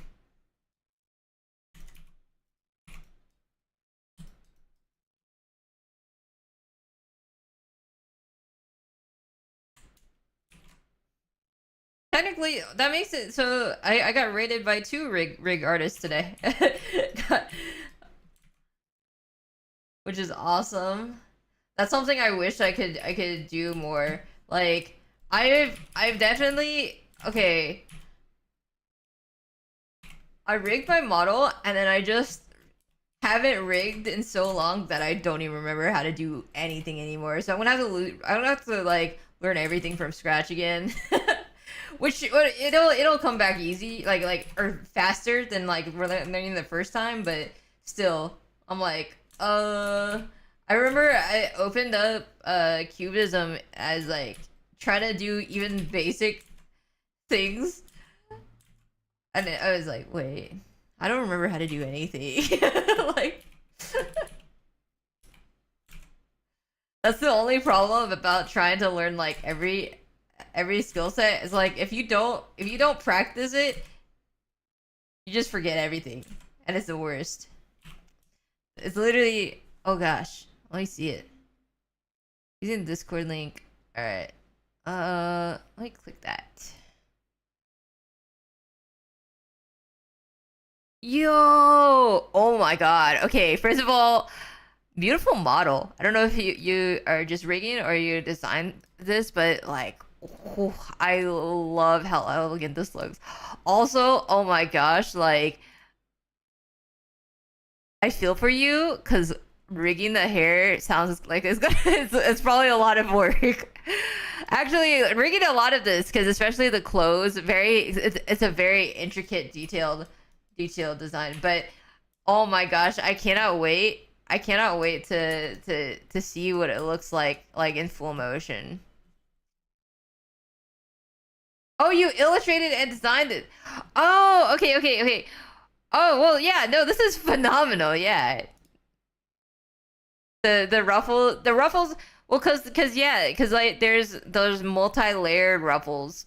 Although like I don't know how intricate the, cause I mean this depends on like how intricate the rig wants to be, right? Like technically you could just have like one layer for like the purple ruffles, but then or purple sleeves, but then like if you had like a more intricate rig artist, then you would have like the three sleeves. Oh my gosh, wait, that and then oh my gosh, because that also means since you're the model artist, whew, the splicing is going crazy probably. Yeah, just on the purple part. Yeah. Wow, this probably take of such a long time. You're in hell. I feel it, but like I understand because this looks amazing. Gosh. So you designed, so you also designed the top left is what you, so you did the concept art and then you did, and then you're doing the final model as well.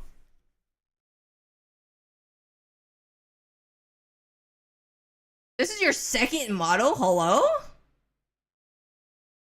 What the heck? That's insane.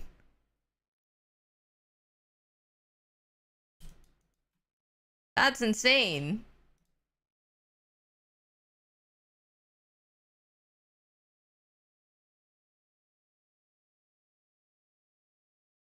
Well, I hope you do more in the future as well, just cuz like I love to see like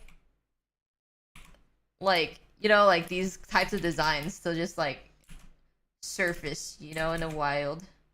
Always I love the way that you did the outfit especially, and the shapes really really good.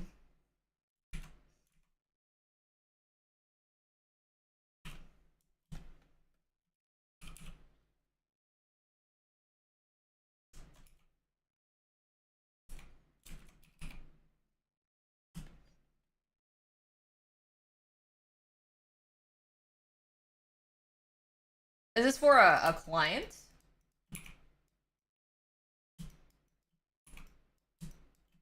Or is this for yourself?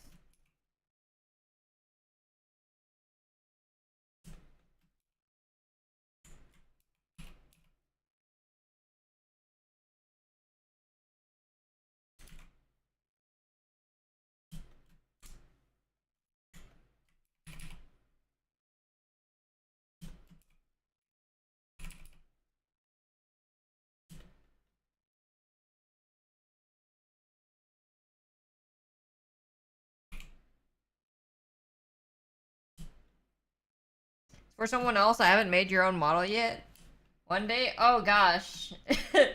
I feel you. I feel you. Like sometimes it's like it's unfortunate, right? Like as an artist, you ideally think like, "Oh, well, yeah, I can just make whatever I want." But then sometimes you just get stuck in the vortex of like you're just doing work for other people, so you have no time to do things for yourself.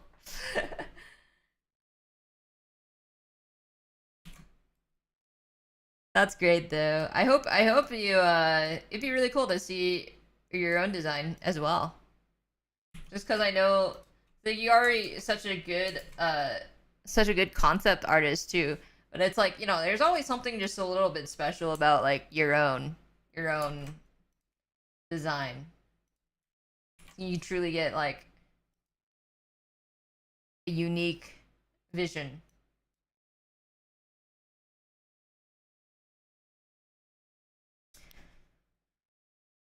Literally, it's that, then the constant, okay, I put this off and been hyping it for so long that it needs to be perfect and then get stuck in a loop. Oh no, that's a bad loop to be in because I know exactly what you're talking about.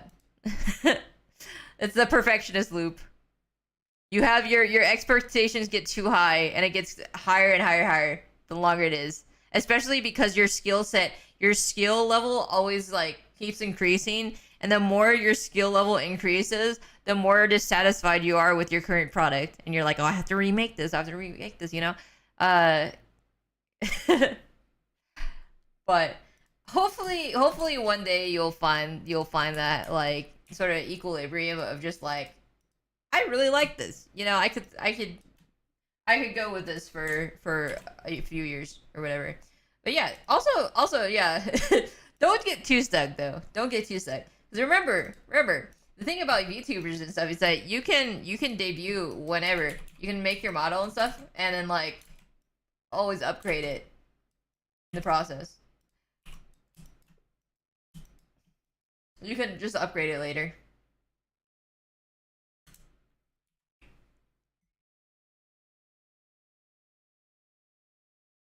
Save stream calling out artist edition? Oh, absolutely.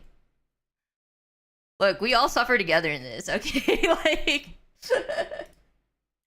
I will call artists because I can call it out because I do the same exact shit.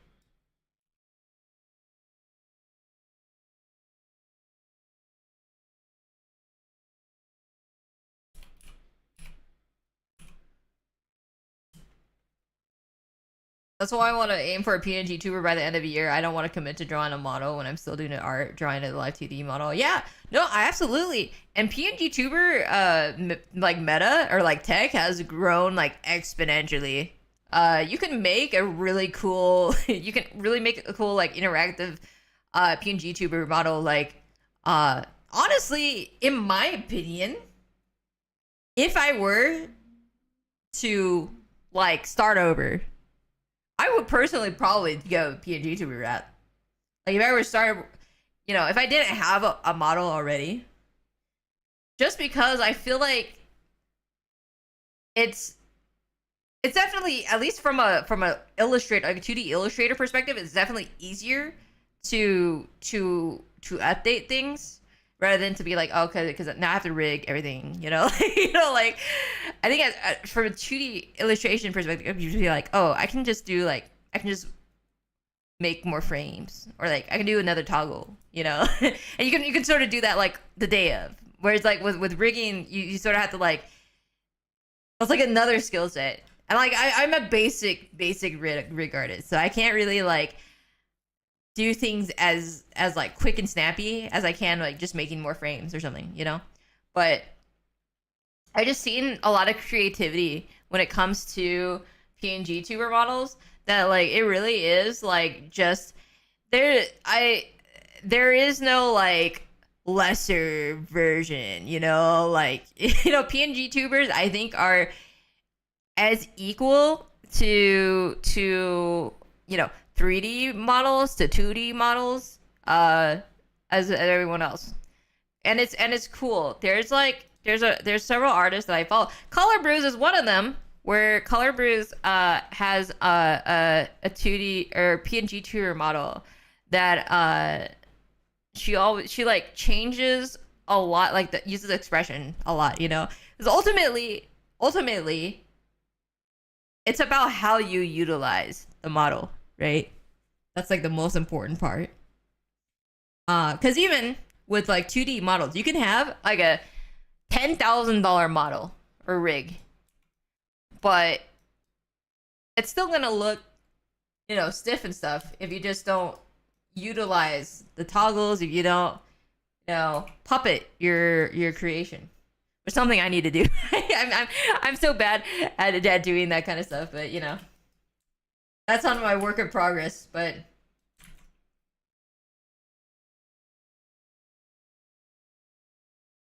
the medium will reflect the skill and effort that goes into it. Yeah. Yeah. Color Brews is great. There's Taijiro,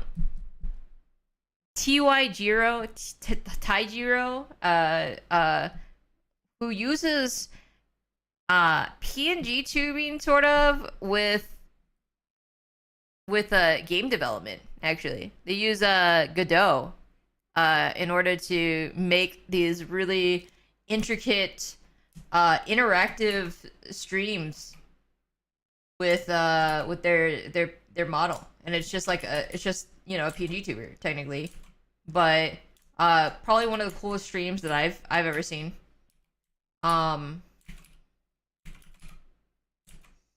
Yeah, but I will always recommend people start off with PNG tuber because it also is just the least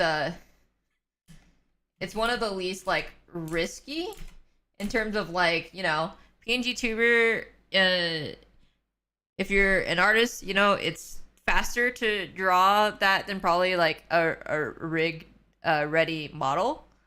And it is also like, you know, if you're not an artist, and you like pay someone for it, PNG tubers are gonna be relatively cheap comparatively. You know, so it's a great way to sort of get into streaming, because I think when you want to be a PNG or a VTuber and stuff like that, I think you need to figure out if you actually do want to do like what kind of content creation you want to do, right? Because some people actually like they'll spend a lot of time and money, you know, on their like debut and stuff like that, and they find out they don't actually want to stream. Like they're like, streaming is not their thing.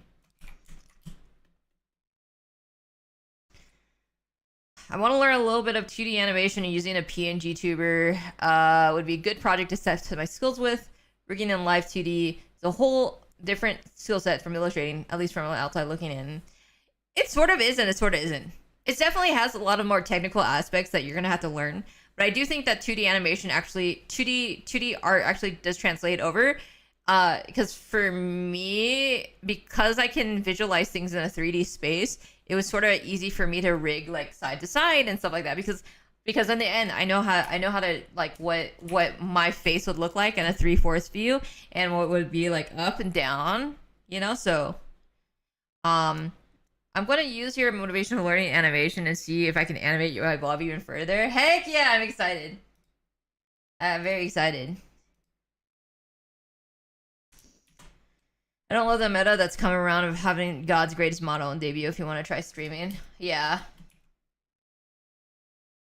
I feel like it's... I'm not exactly sure, but I feel like it might have... It might be a little bit more open now in terms of, like, people just... You can just stream with whatever. I mean, you can, but, like, I feel like people won't judge you if you don't have a $10,000 model, you know.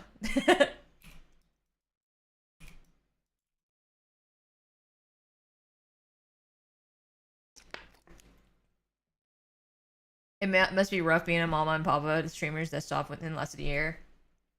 Yeah, there's always something, like, I know, like, unfortunately it is an inevitability, and as someone in a professional career, there is going to be an inevitability that your projects are going to be dropped. you know. But uh, it does hurt, you know. I've never experienced it because I'm only or with in terms of like mama and papa because I've never done anything except rig my own rig and draw my own model.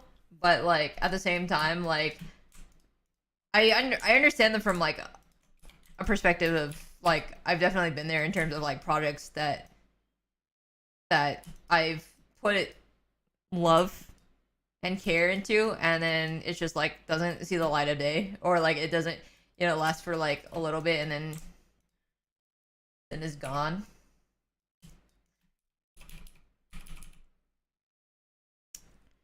So many people jump in 100% without testing if they even like to use models in streaming. Yeah, it's just because of that the culture, the VTubing culture of just having like that strong debut, and a lot of people have large goals and milestones that they want to hit when they first start, right? And I understand the reasoning because when you do large events like debut and stuff, it does there are definitely like there's a buff I guess that you get because people, so it's like that is a good opportunity for sure, like when you first start streaming to sort of like gain that audience, that growth. Your growth is going to be the at its height. It's very heightened during those times. That said, uh some people just need to practice, or see if they like it first.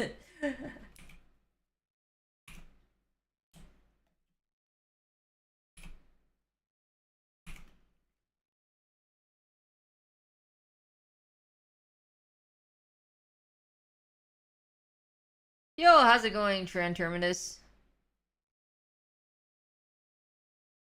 Every day I think about the artist who posted that 11 out of 13 models they made were never used. Oh my god, that's a large percentage.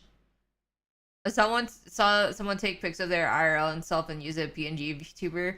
Yeah, I saw that. It was like that girl who like she had like a toggle where it was like she could like go up like straight up close to the camera. I thought that was such a creative thing. It's like that's such a perfect example of like, again, you can literally VTube as anything.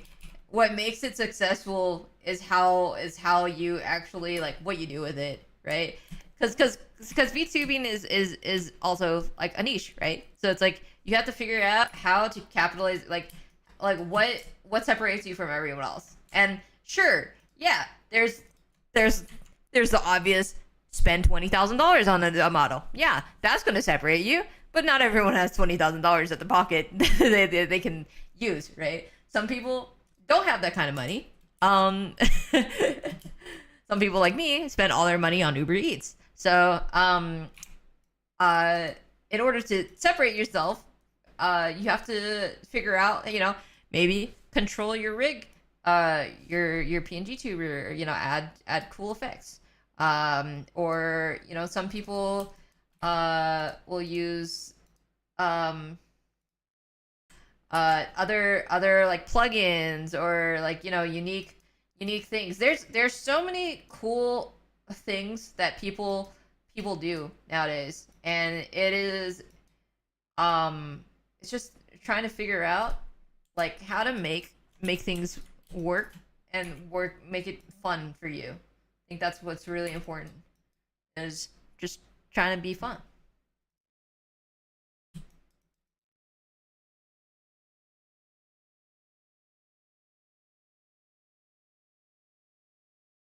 Some people like me spend all yeah. I I actually, okay, the this sounds super degenerate, and you can definitely tell how bad it is by the fact that on my goals for gamepad, which by the way, again, chat, gamepad is like my we have like a month of just like productivity stuff on Discord. I have it set so I can only eat Uber Eats deliveries a week. And that's a lot. That's a lot of fucking money. But like considering I'm like I this is like an almost like every day, every other day thing. I'm like, okay, I need to just chill. Like, you know? So I've been good mostly. I had one I had one food delivery and I also had to go to the bank and so I also went to get fast food then. And just because of how expensive the fast food was, I counted it as a food delivery too. So, but yeah, it's bad. It's really bad.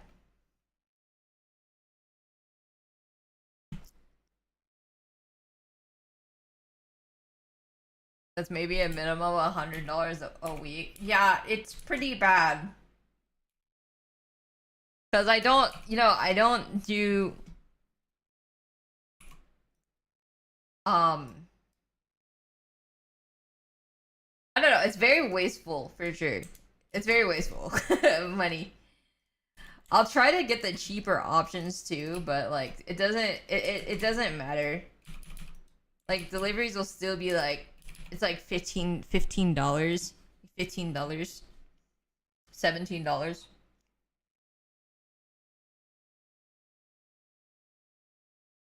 for a meal.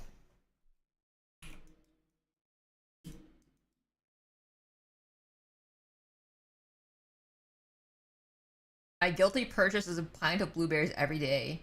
$300 a month? Holy shit. I didn't know that they could be that expensive. The heck?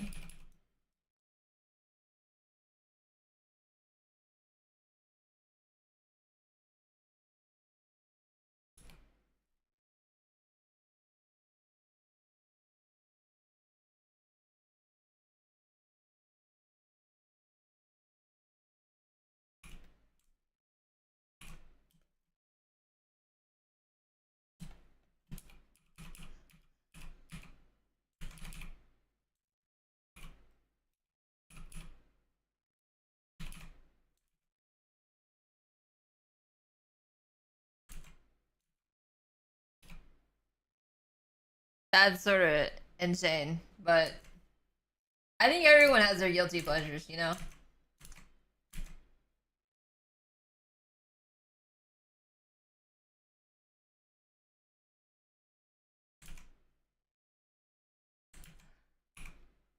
But sometimes it can be a little bit too much. I know for me at least, I'm like, I need to relax. If I want to continue to live in my household, I need to chill.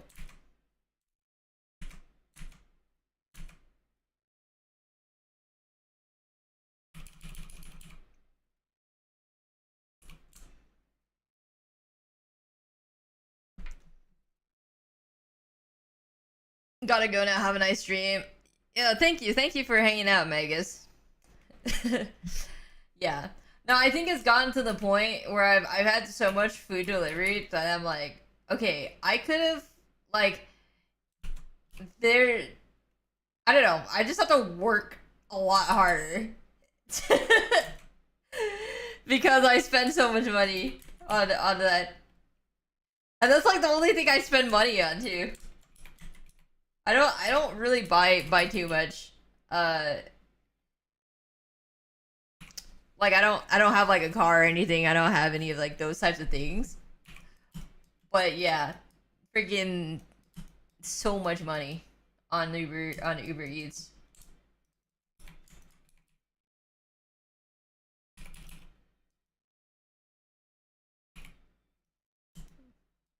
So I'm being good. I had ramen. Oh shit. Wait, hold on one second.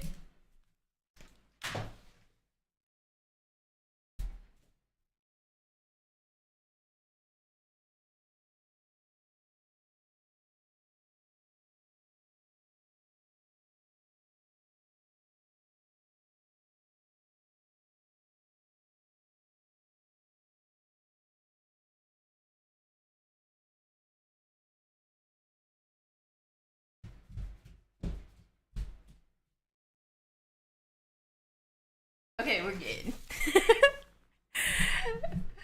Oh my god, I forgot I had rice. I was cooking rice.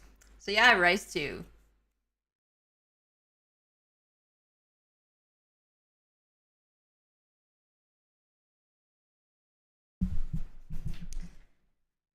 Takeout is very expensive. Yeah, it is for sure. Dried stale rice. It's in a rice cooker. It's doing the thing where it's like keeping warm. So I don't know if I put enough water in, to be honest. I sort of touched it and I'm like, it's a little I don't think I misjudged a little bit, but it's okay. We'll figure it out. Usually can stretch lunch dinner together since I don't eat a lot. So it's like 2 meals in one, yeah.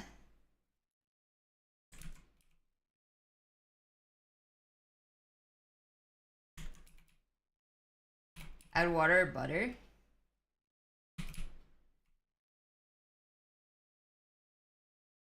Might add water. Okay, I don't know why. Okay. I'm like super against adding things to rice. I don't know why, but since I was a kid, I'm just like I always feel like rice is like pure. And I just can't. I'm like I have to just eat rice as is. I don't know why I hold rice so sacred, but yeah.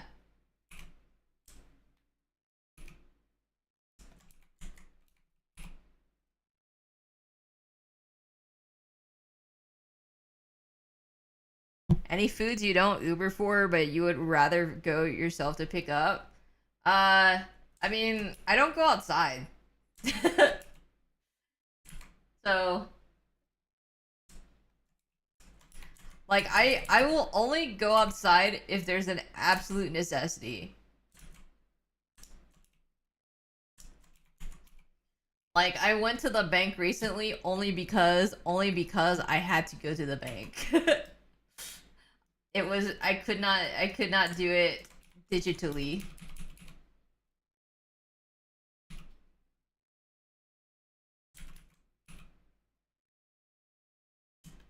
I can never have pho to go. Yeah. Pho, okay, pho's pretty like eh when it's not fresh, you know, when they but I think ramen in particular is absolutely garbage if you do takeout the delivery.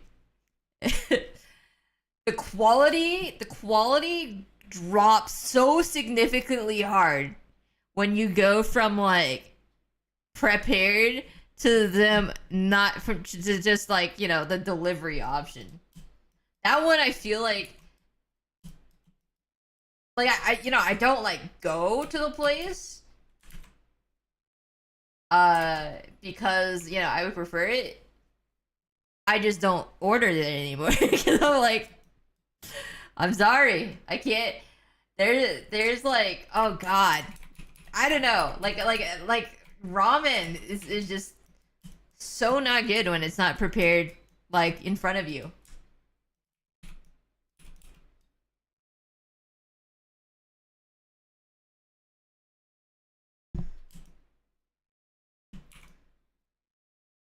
Pokeballs, yeah, Pokeballs are definitely like a hit and miss, I think. But I definitely had really good Pokeballs. In which we call it, like from food delivery. But yeah, I think soups are probably like pretty bad. I can deal with pho though. I can deal with pho, although I know it's gonna be like infinitely better in person. But yeah. I need to go. Catch you late. Catch for a look back. Alright, I'll see you later. Yeah. I'll probably stream for another hour? Probably another hour. Like 6 to 6:30. I want to do some like I'm definitely not gonna finish this on stream because there's way too much stuff I have to do. Uh, but yeah, we're at least progressing a fair amount.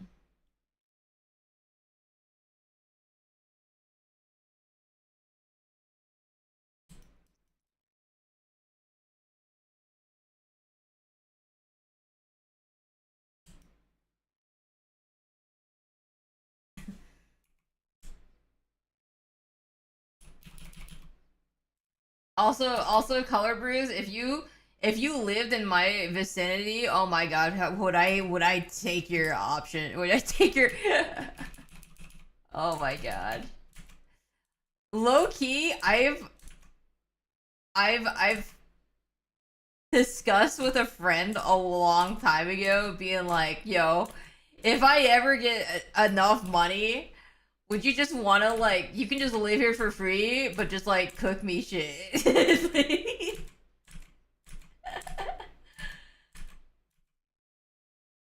Oh my god.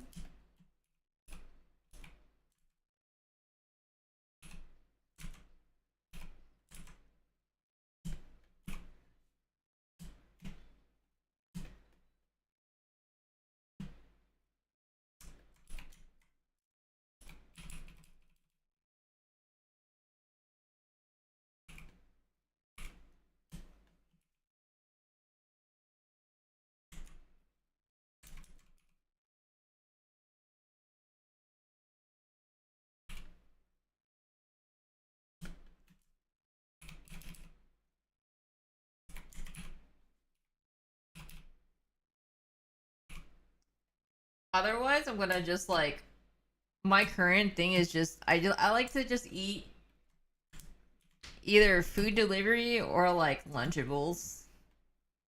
I'm really sad. I've been looking for Lunchly and I can't find it. Probably for good reason. It probably got recalled. I don't know. There's mold and shit. But like, I've been wanting to try it out because I consume Lunchables regularly.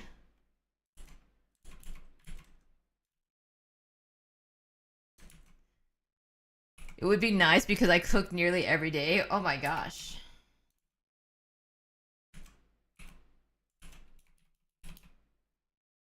You're so powerful.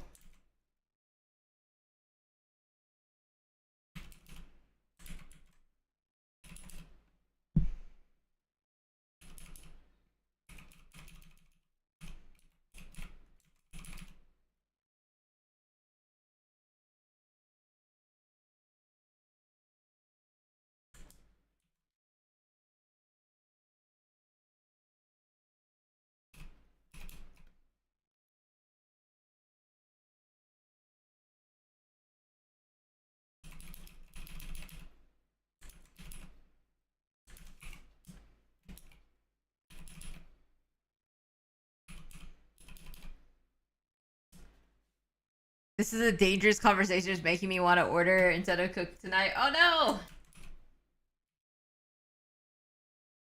No, don't. Be a good person and cook. Don't be like me. Although I made ramen, so even though it's just ramen, like, please.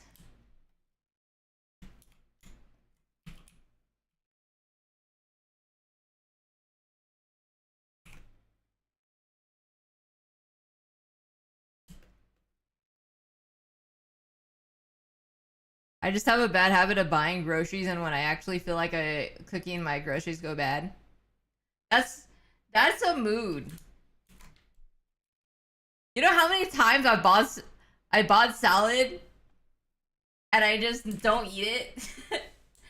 And then by the time it's bad, I'm like, yo, I could really go. Like, I really just sort of want something like a salad.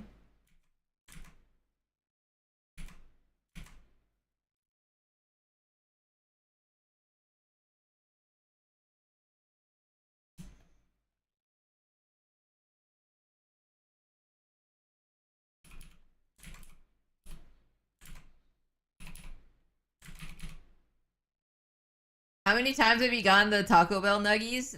Just once. I was debating on it, but I don't know, man. Those nuggets are sort of mid. They're pretty mid. I'll be real. Yeah, they're not that great. I fucked with the gelato, but like the nuggets, they're sort of mid. Like B minus tier at best. But I think it's a solid C. It's honestly not the nuggets itself. It's the sauce that makes it tolerable. I think if it was just the nuggets and you just had like, whatever sauce, it would be like F. It's literally just the sauce that's carrying it.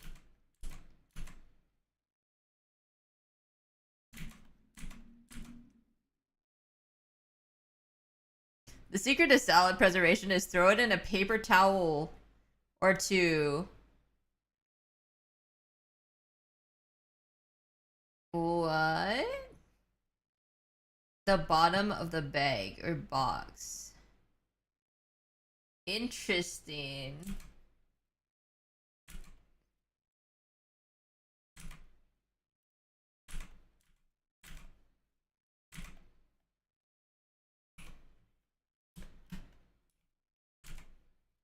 Interesting tech.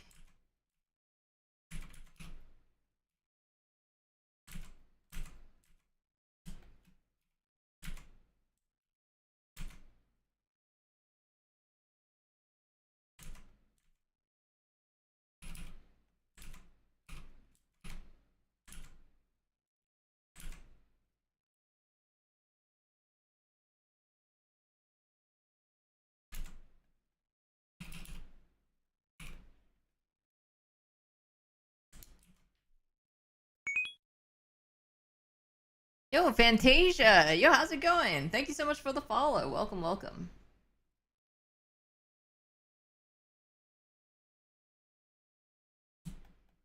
Yo, Jinye, how's it going?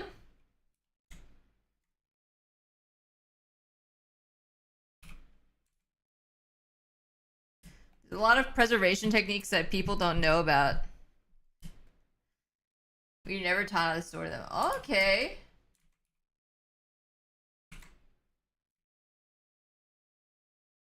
Yo, how do you preserve strawberries? You like strawberries? They like they're like bad in like 3 days.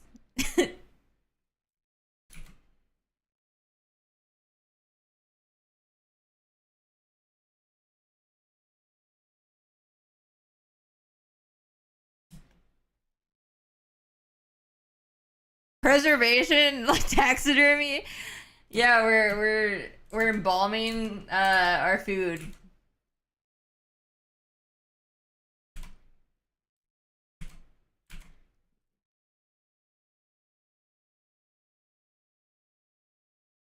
Actually, when I just like had a flashback to like when I was a kid, and we were learning about like Egypt and stuff, and we actually did uh embalm food or something.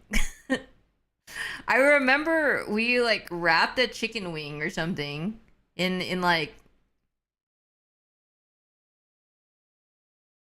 bandages and like something. I don't remember what the method was, but yeah, that was interesting.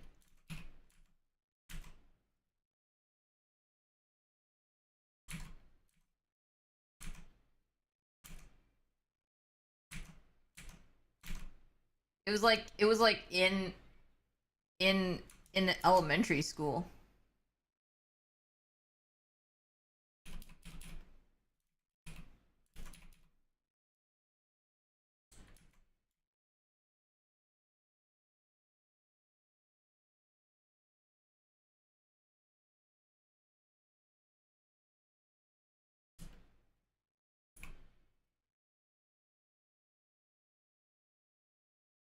I would just buy frozen strawberries on I mean, I buy both. I buy frozen strawberries or I have frozen strawberries for smoothies. Yo, Skyzek, how's it going? But I don't know about the other ones. Like uh sometimes there's like regular strawberries, you know?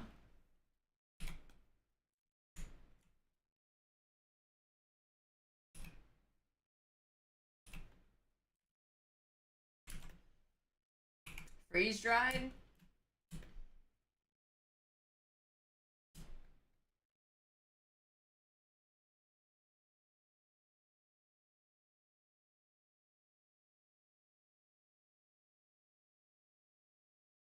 Have you tried freeze dried candy? I've heard things about it, and I don't understand.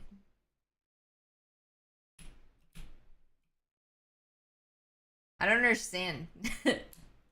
Strawberries, I use the paper towel tech and I eat them in time. Bit of vinegar and then dry it. Does the vinegar mess up the taste?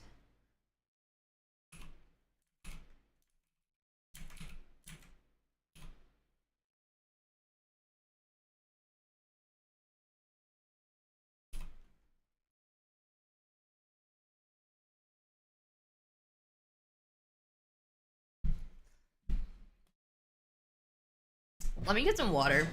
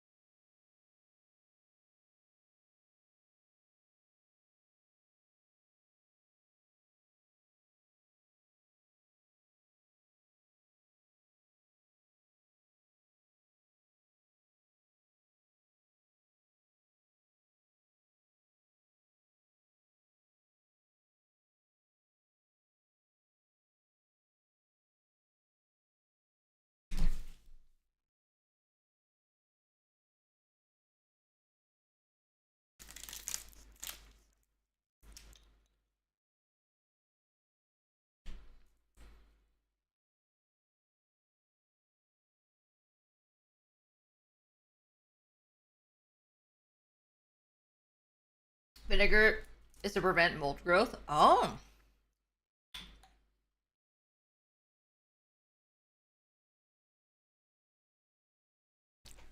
Okay, interesting.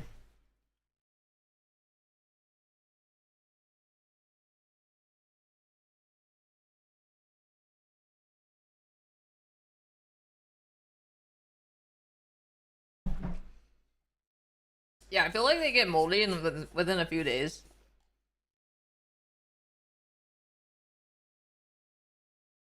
Like after 3 days, if I were to like wash the strawberries and stuff, there's like maybe a couple strawberries that I have to like remove.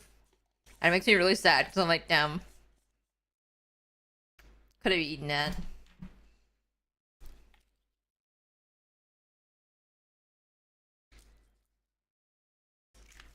I just need to find a home that would take me. Just adopt. We got a color brews to adopt. Just take color brews in.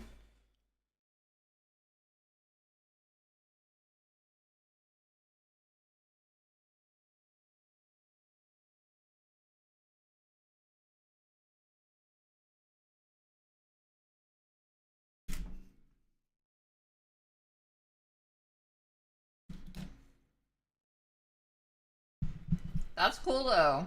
That's some useful tech.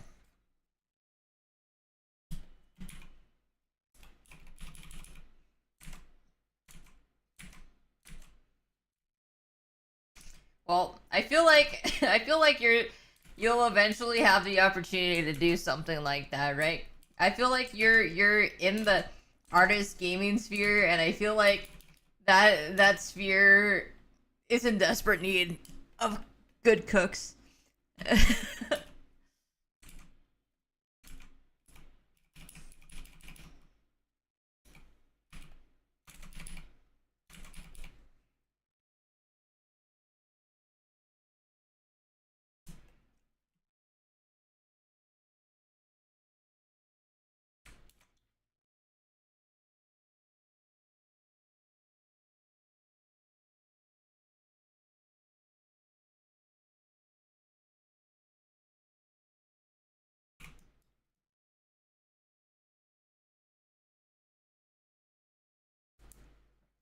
Artists, gamers, degen enough to need a cook. Yeah.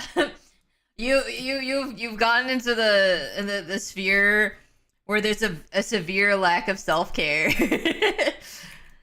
That is the stage of those gaming or those spheres.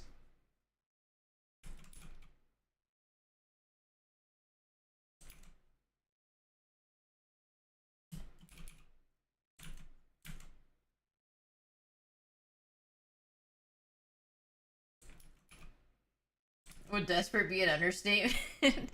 Maybe, potentially. The truth hurts, yeah. Look, okay. I operate on a productivity schedule, right? Like so instead of work hours, I say productivity hours, and I specifically make things like basic self-care. I put basic self-care tasks, including like, exercise and stuff. Those kinds of things I put in the productivity because I'm like, you bet I'm gonna count that as a productivity hour to do those kinds of things because I need any kind of incentivization to or else I will completely neglect anything involved in self-care.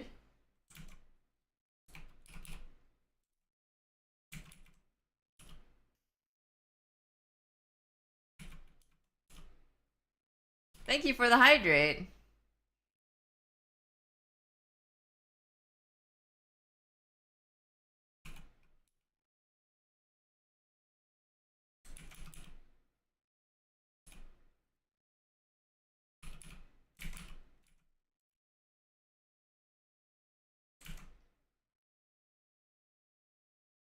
That's hella impressive though, like knowing your weaknesses and working with it. Well, I definitely know my weaknesses. Like when I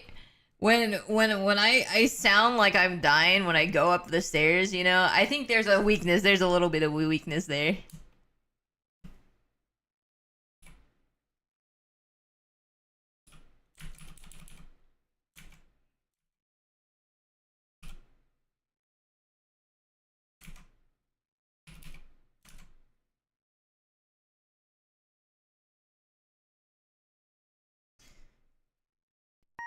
Honestly, if it works, it works. Yeah. I mean, games are sort of productive, right? They produce joy.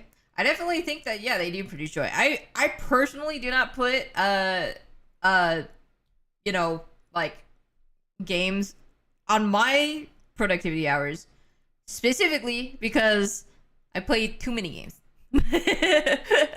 There's I do productivity hours for things that I struggle with. I do not struggle with playing games, but I do know that for some people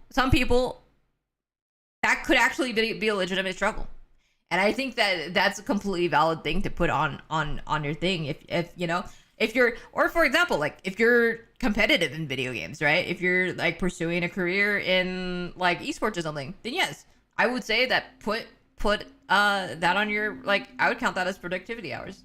Or if, yeah, if you found yourself that you overwork yourself or something, or you feel very mentally drained and stuff, I do think that some kind of like, you know having a like a scheduled break or something where you could play games or do something new. I think those are completely valid things.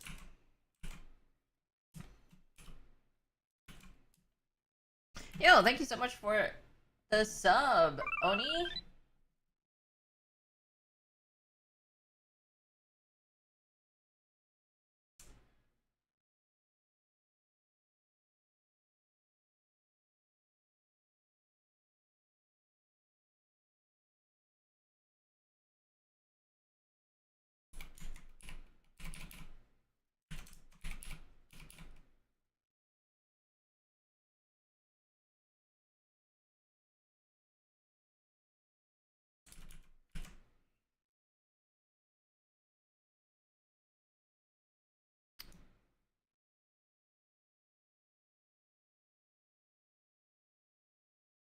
Okay. Let me see. Draw some frills.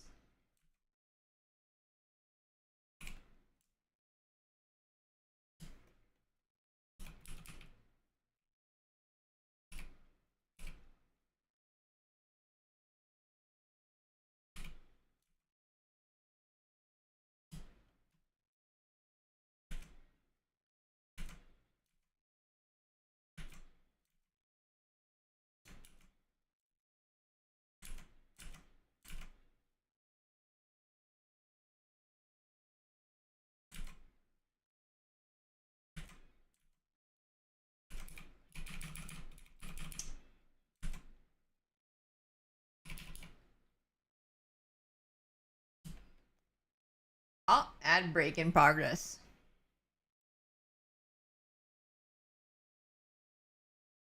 God, that sounds like so huge. 1 minute 30 seconds ad break.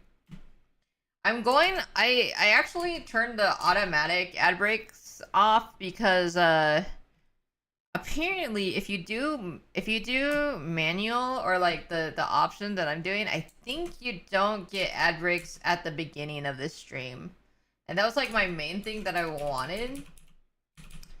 But yeah. I'm just I honestly I saw an ad for not an ad. I saw a short done by Pirate Software, and he was like, "Run these settings," and I was like, "Okay, I trust Pirate Software. I trust Thor. We'll just go with whatever these settings are."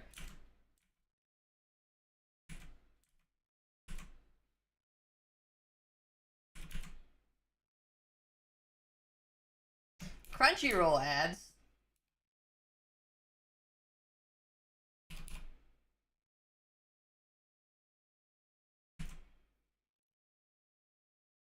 Settings for Twitch.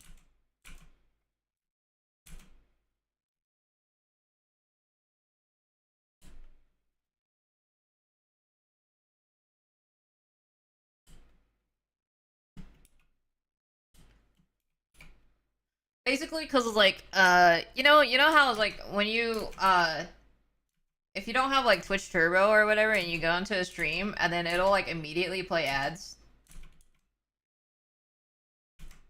So it's like trying to circumvent that, I guess.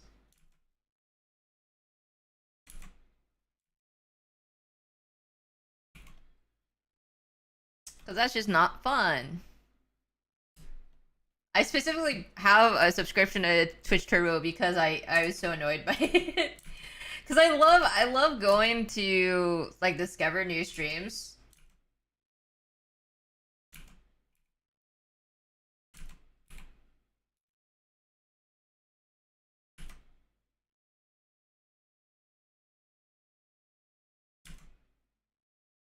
I've had Turbo for a long time now. That's fair, yeah.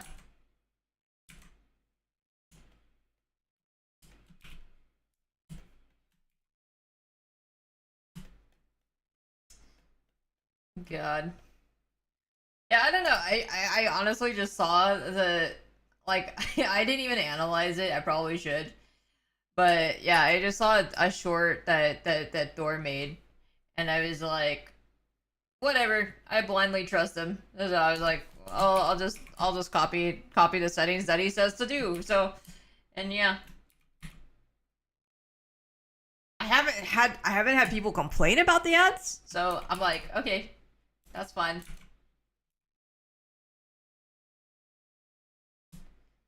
Now he gets all your ad revenue. Honestly, fine. He's doing some cool ferret stuff. Down for that.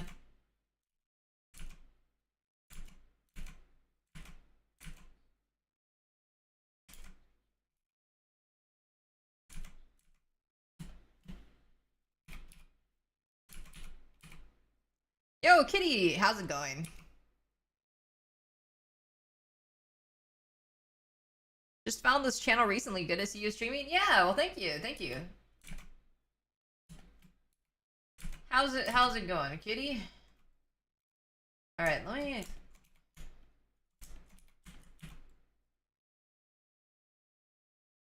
This is a different version of conflict. I think.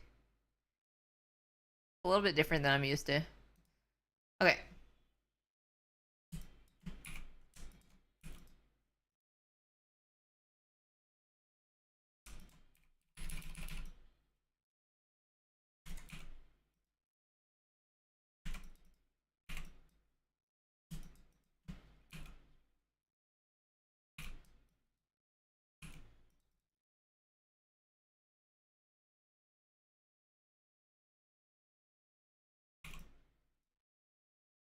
Pretty good. I have to mod for another stream here soon, so I can't stay, but I'm happy I got popping.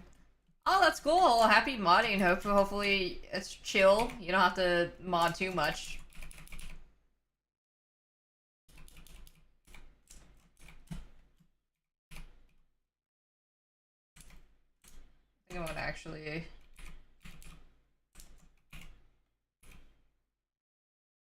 Oh, I just realized I'm gonna miss look back.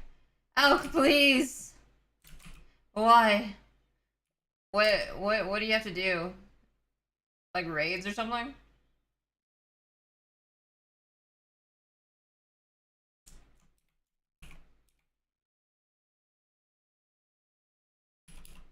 Usually I don't. Chat is typically pretty chill. That's always good. Oh, Nosferatu. Let me know how that is. I keep hearing that, I'm saying Bill Skarsgård or whatever. I forgot the guy that plays Pennywise. Apparently he does a really good job.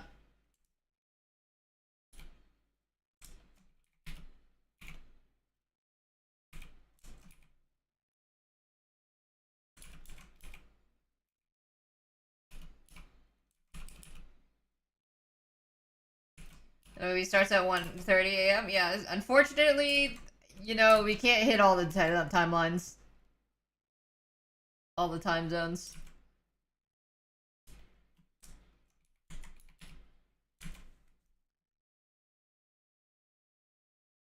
By the way, I'm like almost complete with this one.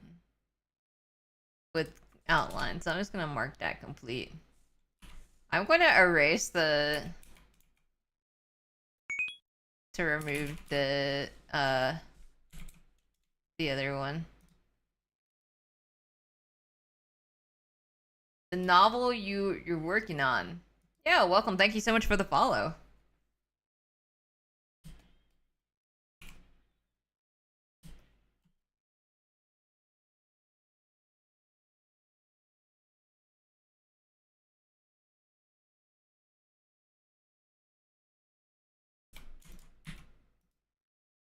Are you working on a novel yourself?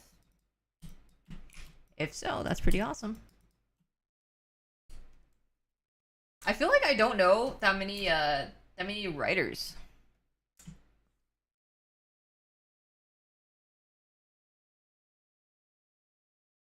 I know a lot of artists, not enough writers.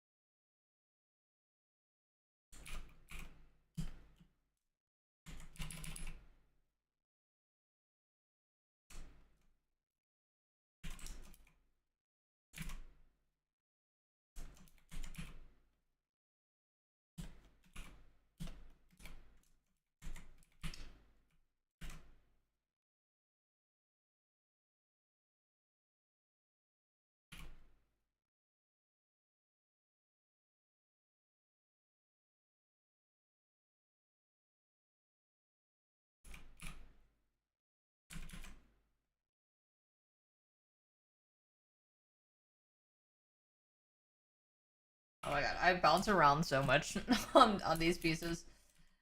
But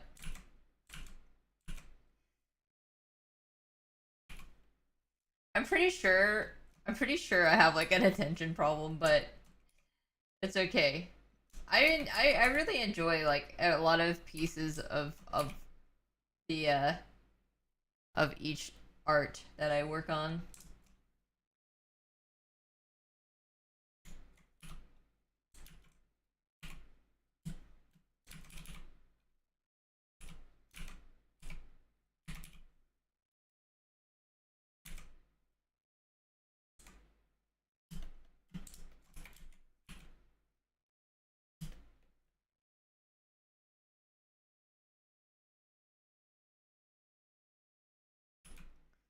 Let's see, I have a little bit of pink out here.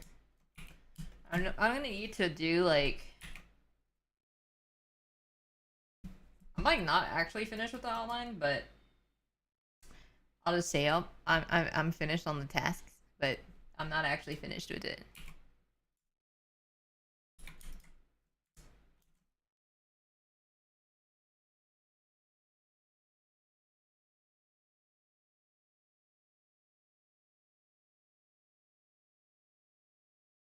Okay, let's see.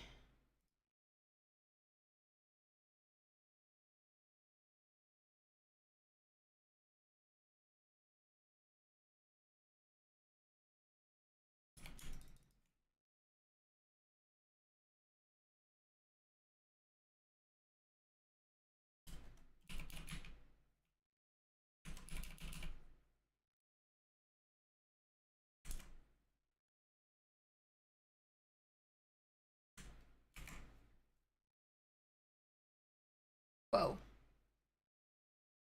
A little bit too. I have to lower the opacity on that a little bit. Subtle or subtle.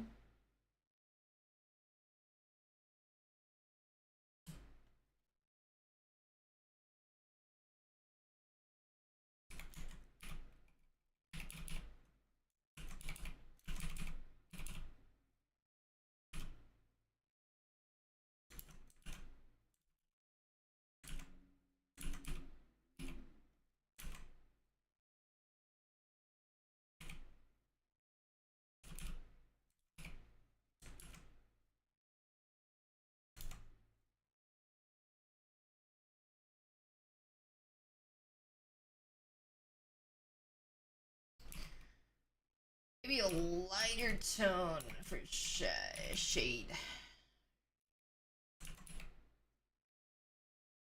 Might be a little bit too light, but whatever. We're gonna keep going with this.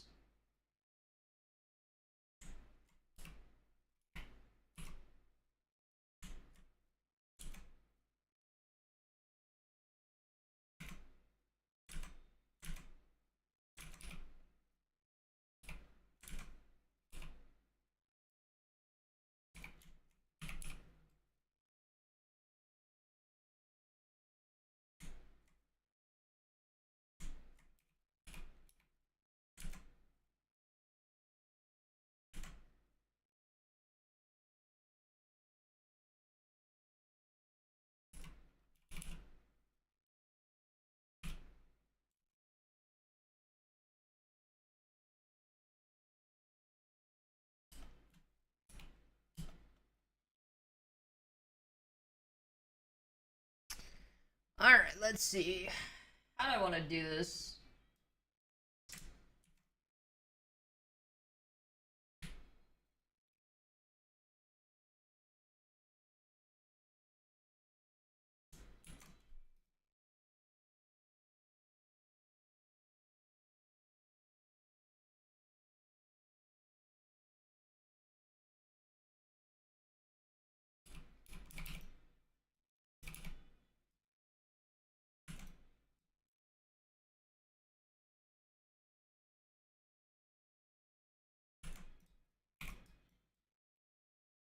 I do want to like add the basic effects.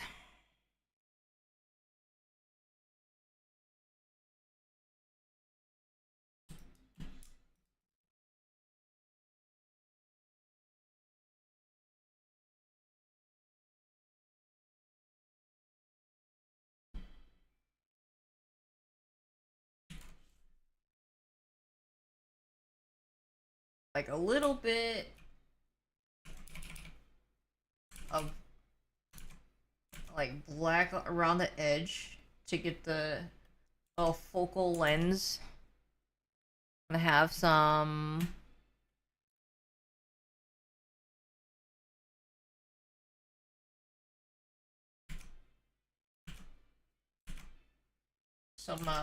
shininess too. What would be good for that? Would that be a pin light? Let's see. Hold on. What the heck?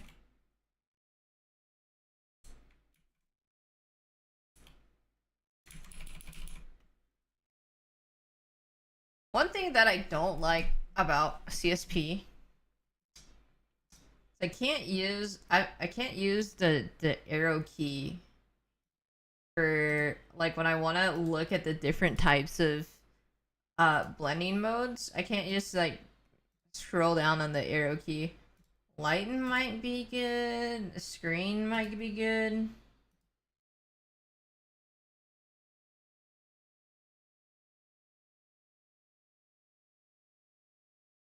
Where's pin light?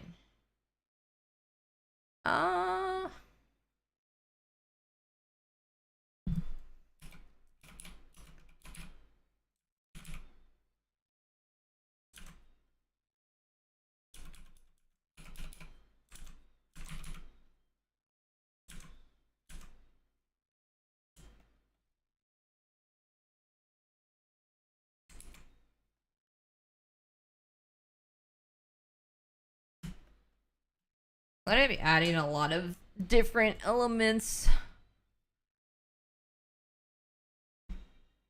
Experiment with stuff, why not? That's the fun part. Oh my god. Really random, but I had to close I had to close VGen commissions like really soon after I opened them. Because I quickly realized that, okay, so I was offering the headshot commissions, which are supposed to be sketches, for $50. $50 like per, which I think is pretty expensive. But I was like, okay, I'll spend like two to 3 hours, right? You know, on it, because it's like, okay, that's like essentially 25 an hour to or less, like, you know. And then I realized that the way that I work, I don't like to do just the same thing over and over again. So every single commission that I did, I was like, I need to level up. I need to level up. And soon these $50 commissions were taking 7 hours. And I was like, well, I'm like, if I did one more, it would probably take 12 hours. So I'm like, I need to do something, because like I couldn't I don't know, I'd make sure like everything was different, right? I'm like, oh well, this time I'm gonna do like color halftones, and I sort of want to do this effect, or like I sort of want like a watercolor version of this thing, you know. Also, that was mistake number one. It's making them skebs. And because skebs are basically, or like surprise me commissions, they're basically like, oh, basically it's whatever the artist chooses to interpret it things. And I when I interpret things, I'm like, I will try very hard to capture the character, and I will do whatever it takes. Whatever it takes. A trap of your own making. Yeah, no, this is very, I know this was self-inflicted. This is extremely self-inflicted. This is completely my fault. But also like one person, okay, like one person, like basically, like I looked at every theme of their model, or the model, and I'm like, okay, I need to express this in every way and shape possible, and making like weird compositions. Yeah, it was so. I mean, granted, it seems like everyone was liking them. Like I definitely got a few comments that were all in caps lock, which is, you know, like the screaming. The one person was like, I screamed when I saw this in a good way, in a positive way, you know. But yeah, it was like, okay, I'm glad, but also, I need to stop. I need to stop, or else it's gonna be too much.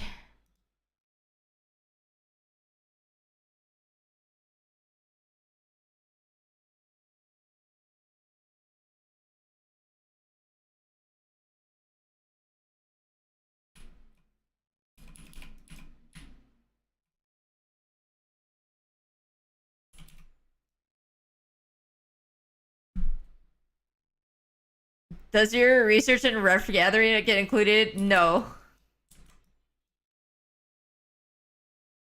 No, it does not. The sad thing about it too is that, like, okay, like, I said the reason they were like $50, and I thought it was like, oh, this is expensive, because I said that they were sketches. I said that they were sketches, but they were not sketches. Because I went over them. I went over the sketch layer to outline them, so it was clean. Those were not sketches. But yeah, no, I mean, I super enjoyed it. I had a lot of fun, but I'm like, okay, look, I need to actually, I'm like, you know, if I keep doing this, then I will be stuck. I will be stuck in something that in a pit of hell.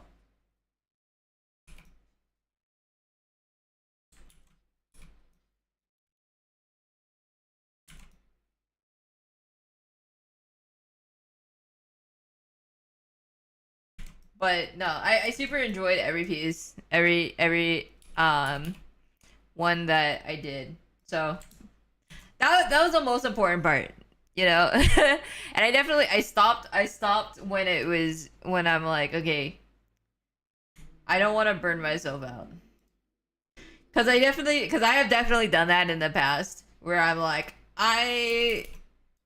you know, like, okay, one of the reasons why I stopped commissions for so many times was because, like, for so many years, was because it got definitely a little bit too exhausting, to the point where I was like, I just felt like I was doing the same thing over and over. And like, I just couldn't. I don't know. It gets mentally draining, you know.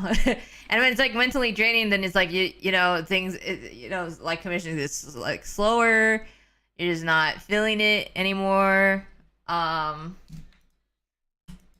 But this entire time, like, I felt like from that. So when I opened commissions, I knew exactly when to stop. And then when I stopped commissions, I'm like, now every single art that piece that I did, I never felt like, you know, I never felt tired. I was like, I was excited to work on every piece. And also this is, everyone has really cool designs, so, or cool ideas, cool stuff. So yeah, illustrations that would take you 1 to 2 hours suddenly take 10 to 20. Yeah, yeah. Well, that's okay. And another thing, that's also, I'll be real, that's also why I'm starting to like animation more. I feel like, I don't know why, but um doing, like, spending like 20 hours animating 2 seconds. I don't know why, but that's so much more satisfying than spending 20 hours on an illustration. But I think, you know what, because, you know, you know, like with even this drawing, I'm bouncing all around. I'm like, okay, let's do the hair, let's do eyes, and then, like, I'll do it for like 2 minutes and I'll go into something else. I think that's literally me with animation, but for me, it feels like there's more like satisfaction, because ultimately you're not spending that much time on on something, on a piece, right? On like a singular frame, at least at the singular frame, you're not gonna have like a 60-hour frame.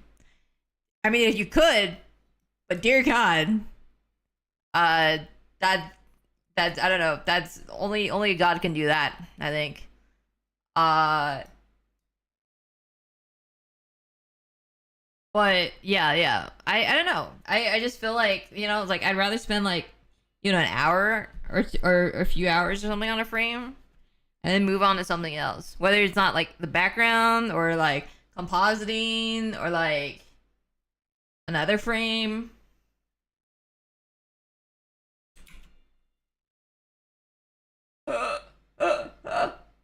Okay, I freaked out because it froze. Okay, it's fine now. This looks so good. I'm glad you like. I'm gonna do a lot more to this, by the way. Like, I of course I'm gonna add all the little effects too. But right now, I'm just sort of like I'm not even technically done with the outline. Look at how freaking gross this is, and I know like it's so messy. I need to I need to do this, but right now I'm just sort of like laying things out. So I'm like, okay, now I know. I'm like, when I know something's like, yeah. So I have to clean up, and do a bunch of stuff, but I'm just like experimenting with just dropping things until I'm like, okay, this is the direction that I want to go in. Oh.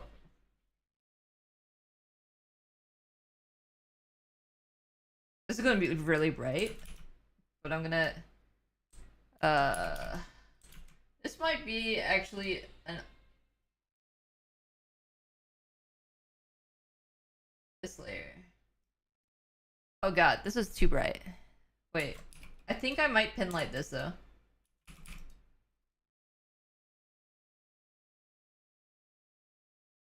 Wait, pin light, maybe screen.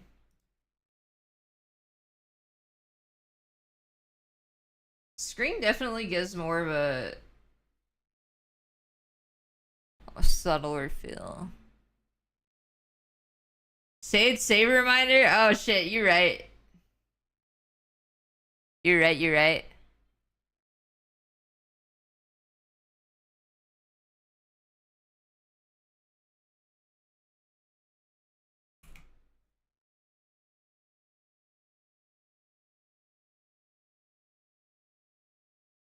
I sort of want to go crazy with the eyes too. I want to put like more circles and shit. To there's a lot of random stuff. I need to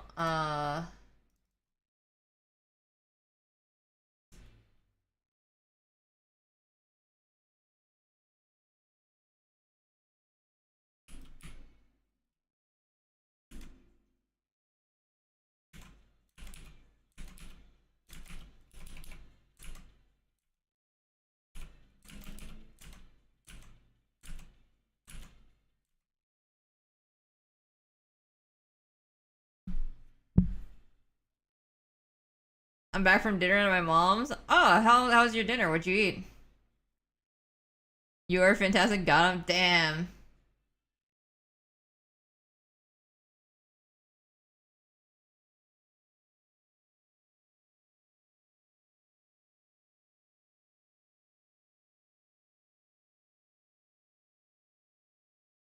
Soft light.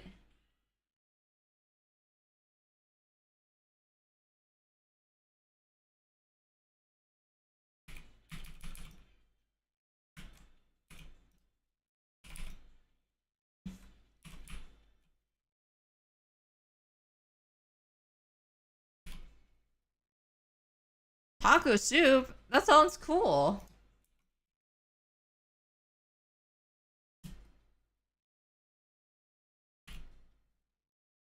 I have a Charm of Kubi character on screen. Are you jealous? I am jealous.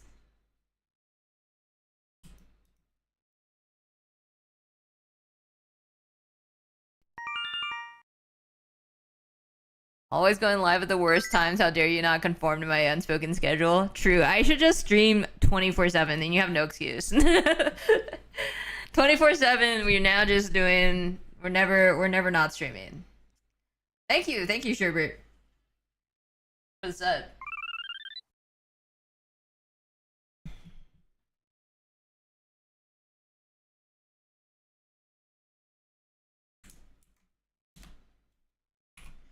I need to make Nell Cassandra, maybe Neff.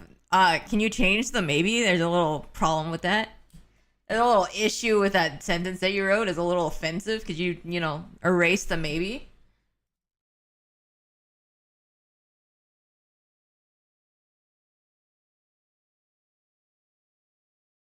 Look, I'm just saying if I leave Offkai without a freaking Neff sticker or something, I'm gonna be pissed. Okay?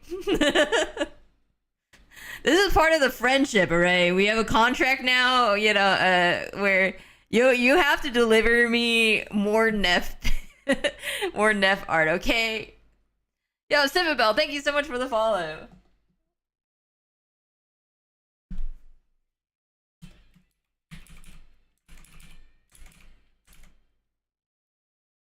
Oh my god. You did this to yourself, alright?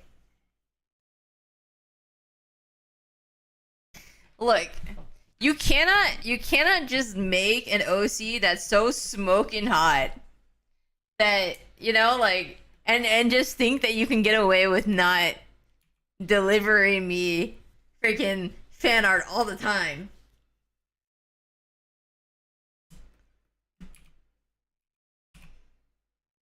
Did you see that Moog drew Neff? No, I didn't. I wanted to see. Oh my god, Moog's artist is super cracked.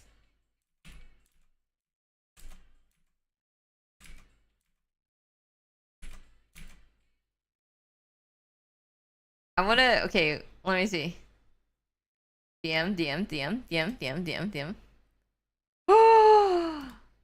Oh my god. Oh my god. You're tired eyes. Okay. Anyways, thank you. I have perceived.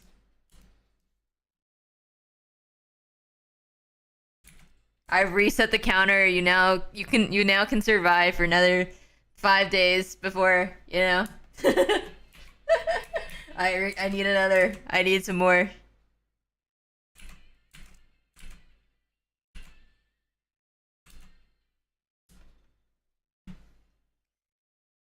So every Wendy's here comes attached with a franchise called First Kitchen. Kind of like when you see Taco Bell attached to a pizza chain. So GP has decided to shorten the names to fucking Wendy's. That's great. fucking. That's cool. Yeah, wait, so So is Wendy's okay, so I wonder what the situation is. Cause the reason why Taco Bell is attached to a pizza chain, I think, cause Taco Bell is in the same conglomerate or whatever as like PepsiCo and like KFC and stuff like that. So you have these like the chains all together. Although it's funky, it is really funky because I think they're sort of separate. But Taco Bell, like, okay, in America, Taco Bell is pretty much you're always gonna have Pepsi product because originally it was PepsiCo with Taco Bell and like KFC, right? But in Japan, Taco Bell has Coke, which is very interesting.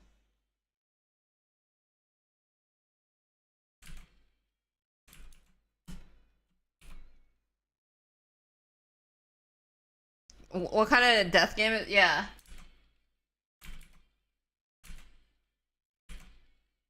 It's literally basically checkmate an amazing freaking OC. And like it's just when you make a good like a really cool OC, like you just like I need more art of them, I need more art of Checks OCE, because not only does that mean that checks drawing more, we get more check drawing, but also we get more of that OC.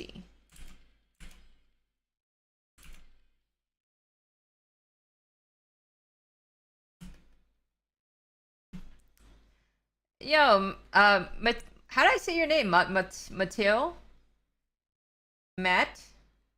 Thank you though. Do you have enough to share with the whole class?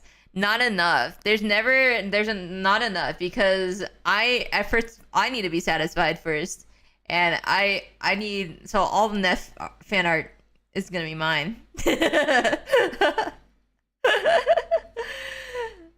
So there's never gonna be not enough Neff art to go around. Wendy's and First Kitchen are also conglomerate thing here in Japan. But they're always attached. Ah, I see. Check's art. Check has been popping up a lot with the art.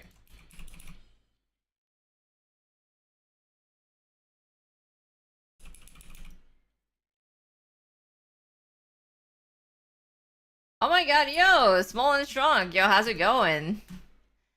By the way, Small and Strong made a wonderful video showcasing a bunch of VTubers. And I was lucky to be in one of the sections. But it's really cool. I immediately followed like a bunch of those VTubers. Like they're really cool. There was there one that's like made like an animatronic. Like their VTuber is actually just like an animatronic that they actually like did themselves.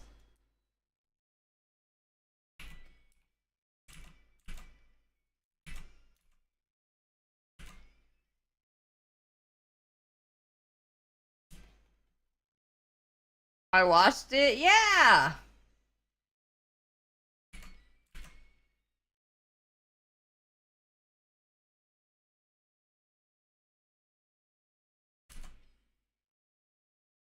It was a really cool video.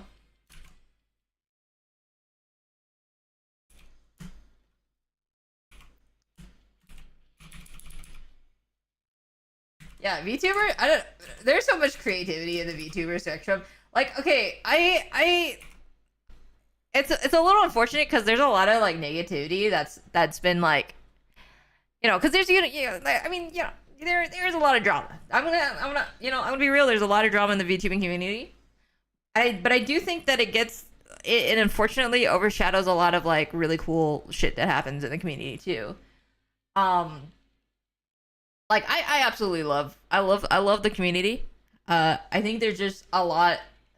It's out of all the spheres that I've been in, it's probably one of the most like inspiring in terms of like because everyone's like very competitive and very like driven to just like do the best that they can, you know.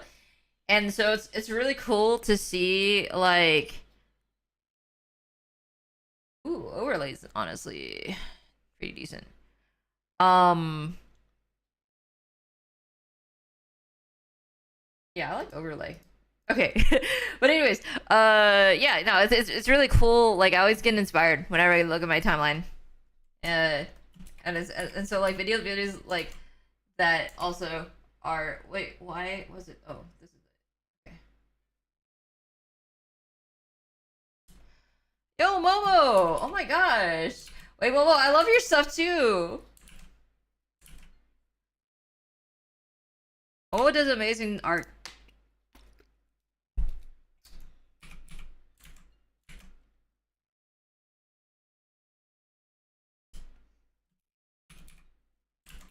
How's it going?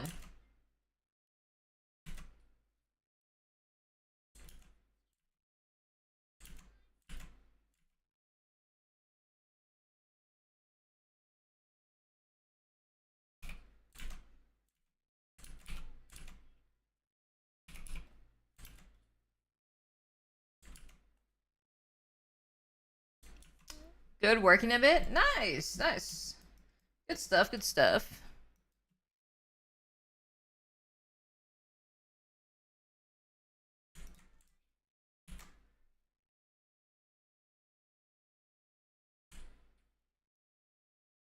I just realized, oh my god, it's probably been looping for a long time, but it's definitely, I don't know why, but my like stream playlist ends up just repeating the same like 10 songs,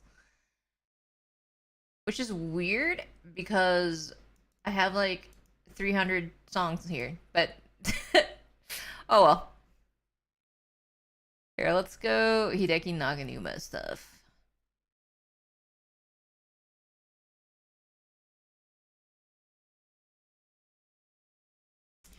All right, let me see.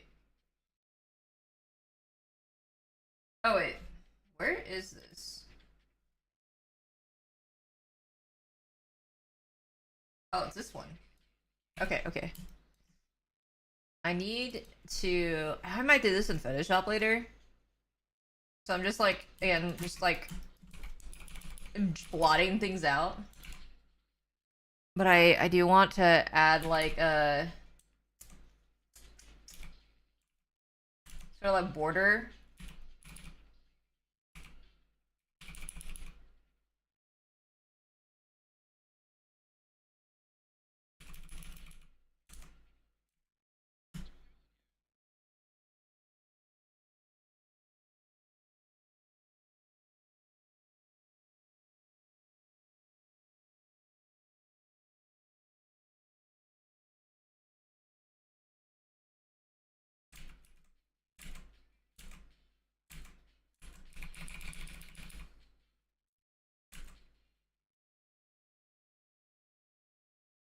Yeah, let me make this border and then put some gradients. Put some gradients here, here and there.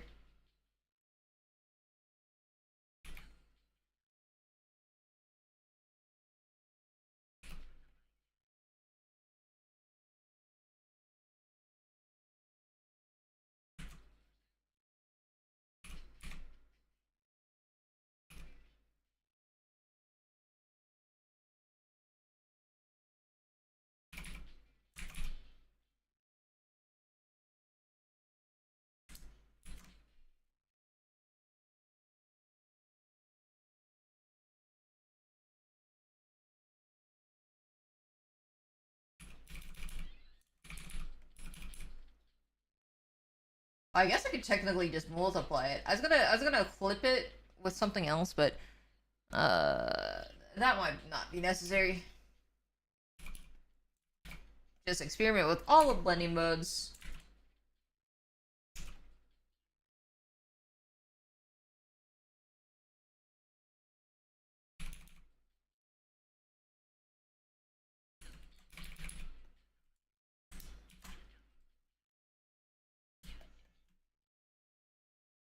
Get some add glow going on with some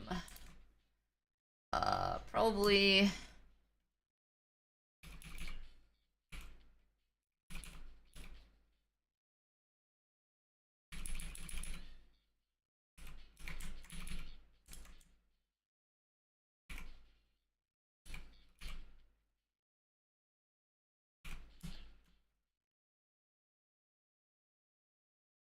I could probably just do normal.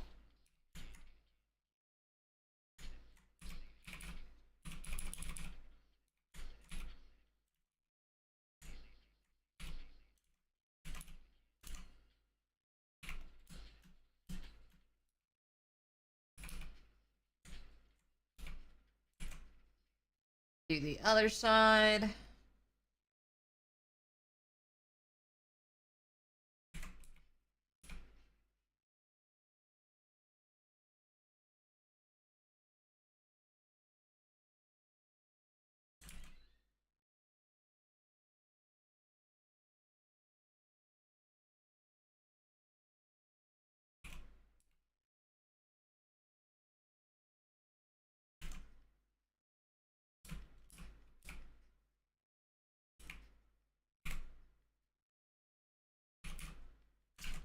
I do want to add a little bit of an outline to it as well.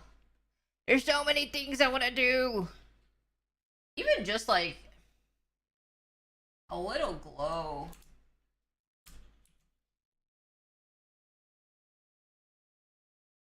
From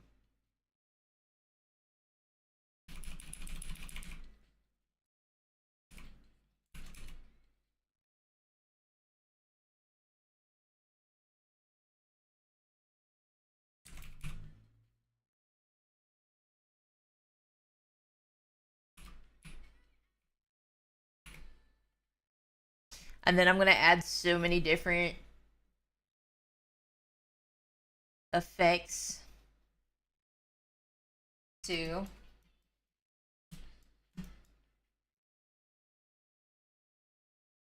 Also, there's a slightly off center, so I'm gonna actually have to change it too.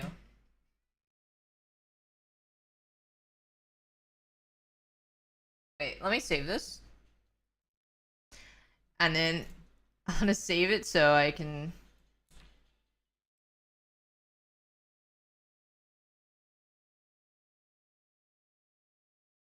God.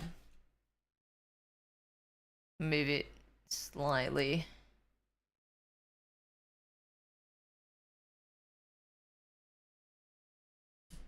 Maple Story. I haven't listened to this song in a long time. Just for a thumbnail, I asked because of the aspect ratio. No, it is not thumbnail. It could be used as a thumbnail, but no, it's a wallpaper. It is 1920 by 1080 aspect ratio. Was it 16 by 9 or whatever? Yo, how's it going, Logan?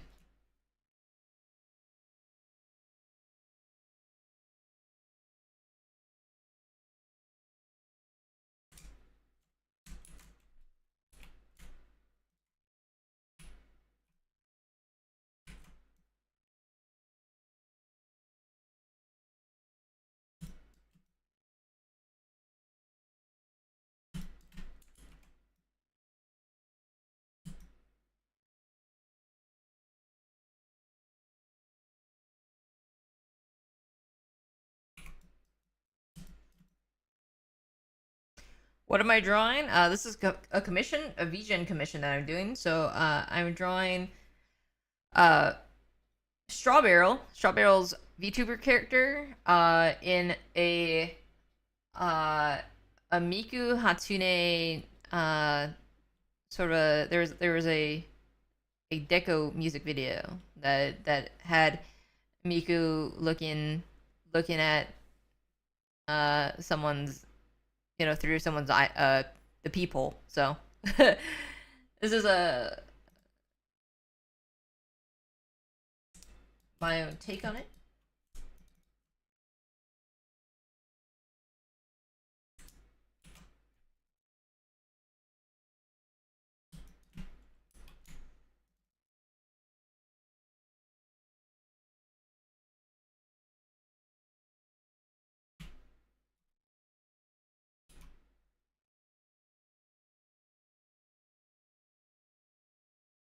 Miku Hatsune. How formal? No, I think that's just the American. That's me being American, you know. Saying things very very weird. I will be playing Fortnite for the very first time because of Miku. You are one of the biggest Miku fans that I've known, for sure. In America, use American naming conventions, and I just pronounce things wrong. I used to make my housemate so triggered because I always say everything like Naruto. Yo, Naruto and Sakura.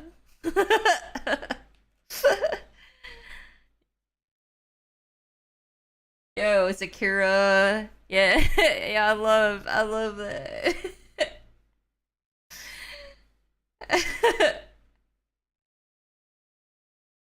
Please continue.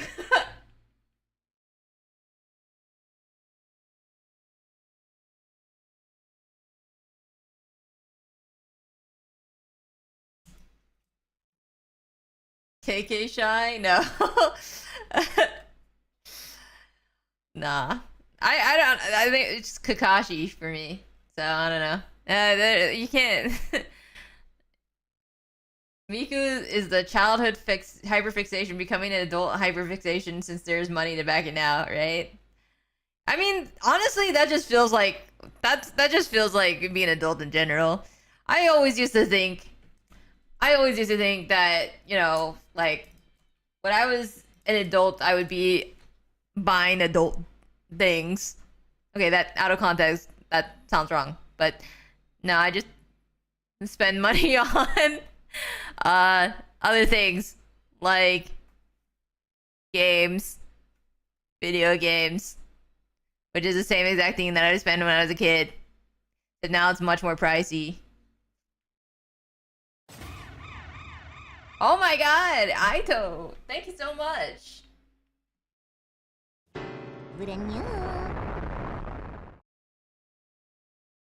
Oh my god, thank you so much for the raid. How's it going? Welcome, welcome everyone. Melkor the Great. Melkor the Great. Fluffy Fluff Bell, Afro Squirrel, and of course, Aito. What were you up to? You're playing Melody of Metaphalica. Oh, Artonelico! I know that name. I haven't played it, but I've heard good things about that series. How's it going? Thank you so much for the follow, Melkor, by the way. We're actually gonna end soon, unfortunately. Like, probably I'll give it another until 6:30, so probably another 15 minutes. But, oh, I did it on the wrong layer. Okay.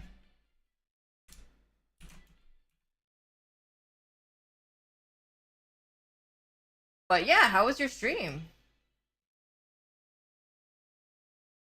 By the way, this freaking song goes so fucking hard.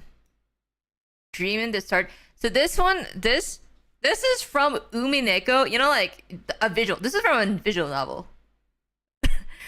Or actually, I don't know if this was in the anime, but the visual novel has a shit ton of really good OSTs.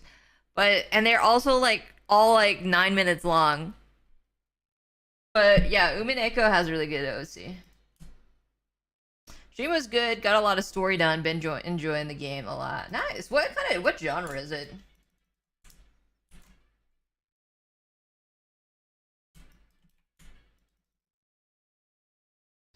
You're on the West Coast?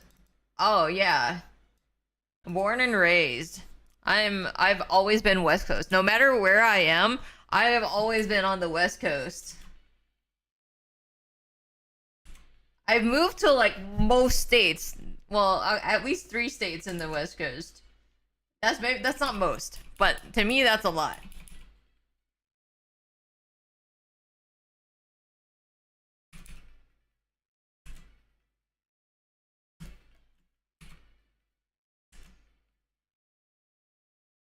West Coast, Best Coast, yeah, hell yeah.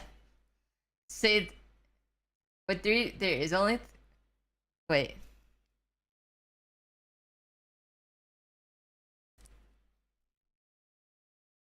Wait, where's Oregon? Wait, Oregon has to be there too, right? What is West Coast?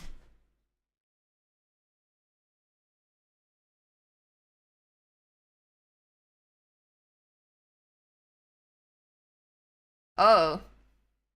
Wait. Wait, I'm not on the West Coast. Wait, I'm not on the West Coast? Oh my god. Okay, never mind. I'm a fraud. Okay.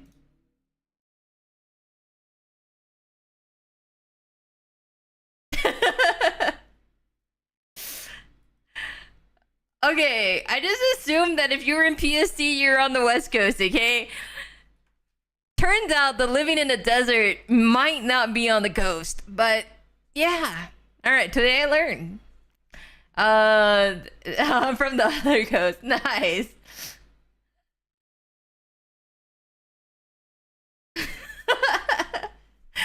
Cancel the streamer. Alright. Look. Guys, I sold my soul to do art. Like there's geography wasn't part of the standard distribution. Okay.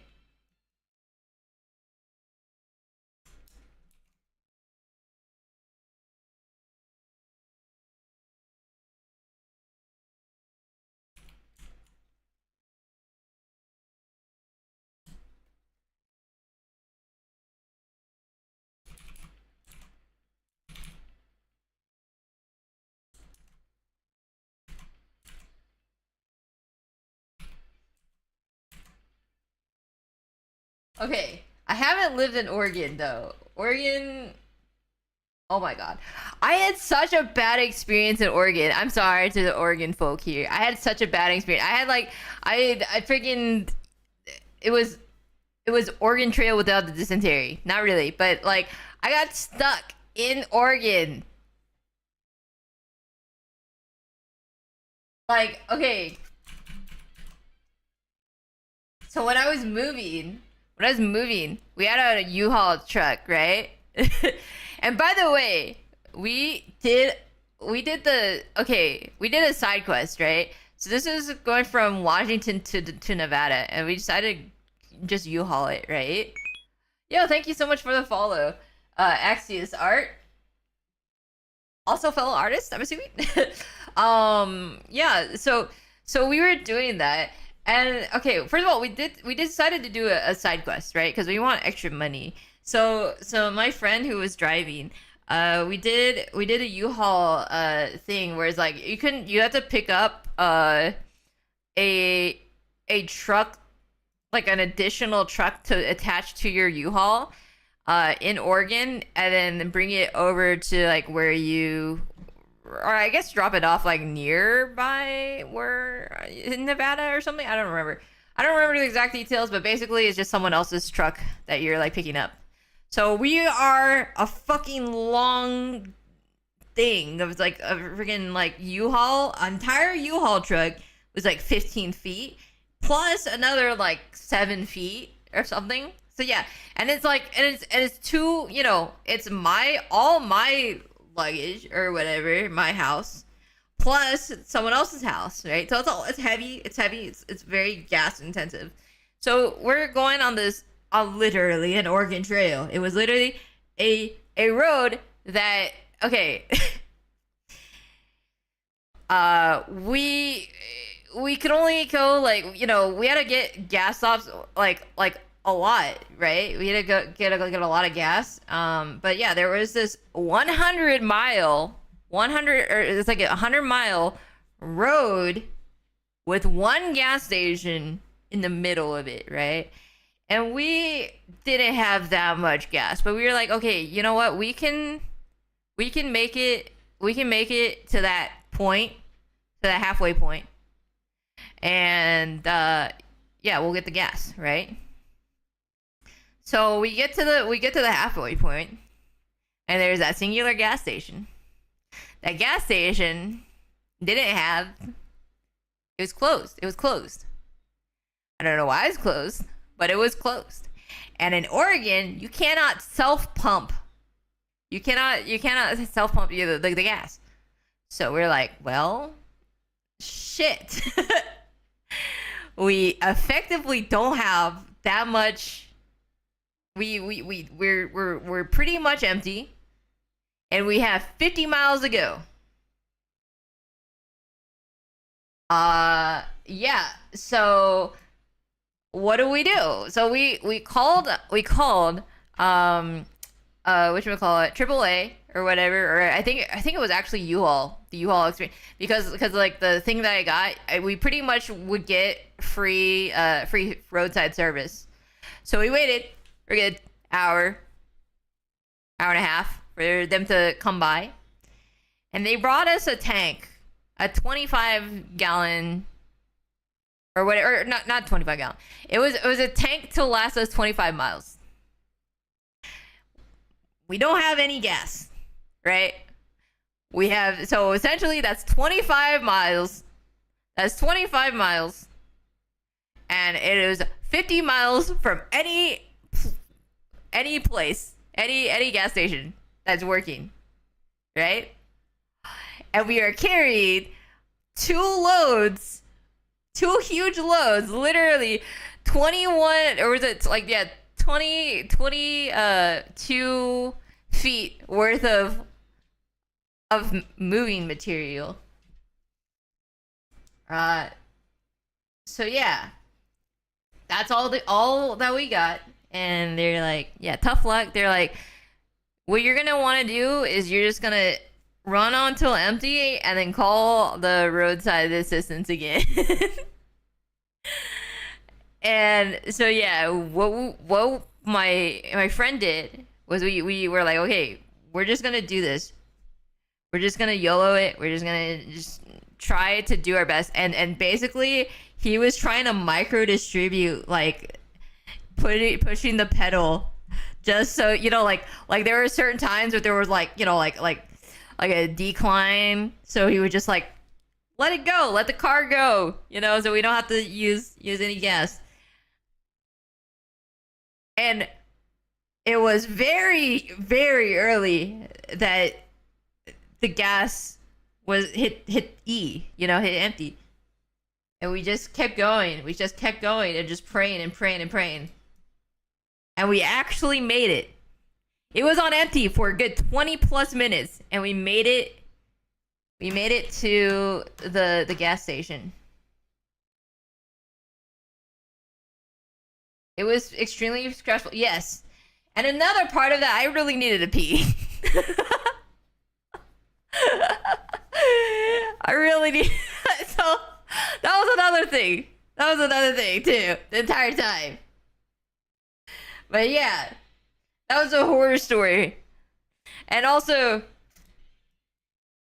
my friend experienced another horror story too, because when he was driving, it was like we were like in the mountains or something. I don't know where we were, but we were like, it was like super steep road, and it was like you couldn't, like, it was just super foggy, so you couldn't see anything. And it was like a one-way road, right? And it was pitch black. So it's like, our headlights would only see like 3 feet in front of us. And yeah, there are no like bearings on the road. Yeah, it was really scary. But I say that that's a horror story for my friend and not me, because I was asleep the entire time. I sort of fell asleep. I just like I would wake up. I'd wake up like every like 30 minutes. And they'd be like, "Don't worry, you got this." And I'd immediately just pass out.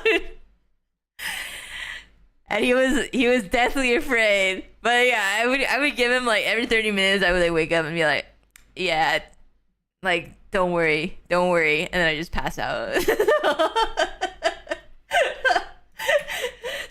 So when he was explaining the situation to me, he thought I was awake the entire time, and I was like, yo, I was actually asleep.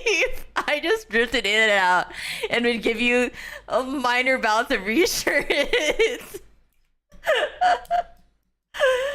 So it all worked out in the end. It was great. Anyway. Yeah, that was my Oregon experience. So that's why I'm like, I hate the state. I'm sorry. I'm not an Oregon believer. Even though I have many friends in that place, I'm like, I know Oregon for two things. One is the Oregon Trail, and one is that experience. Yep, you're right. Okay. Oh my god. Anyways, I should probably call it soon. I do need to eat and stuff, and we do have well, it's like a couple hours for the thing. Um yeah, that was my experience. I'm gonna go raid someone.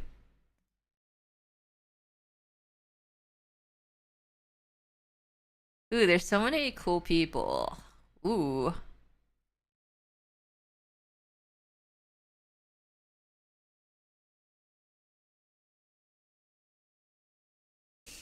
All right. There's quite a lot of people doing art, so let's do let's go raid Pom Pom. Pom Pom does amazing art.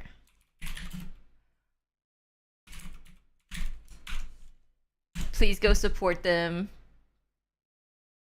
I'll be streaming tomorrow, by the way. And okay, the stream is actually, it could be really good or really bad.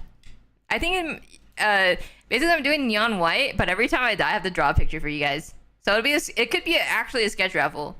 my intention is not to die, and I will be doing safe strats. But yeah. Anyways, I'll see you guys later. Thank you for hanging out. I'm pretty glad where I progressed this picture. I'm still like, maybe like 80% done. So yeah. All right, I'll see you later. Bye.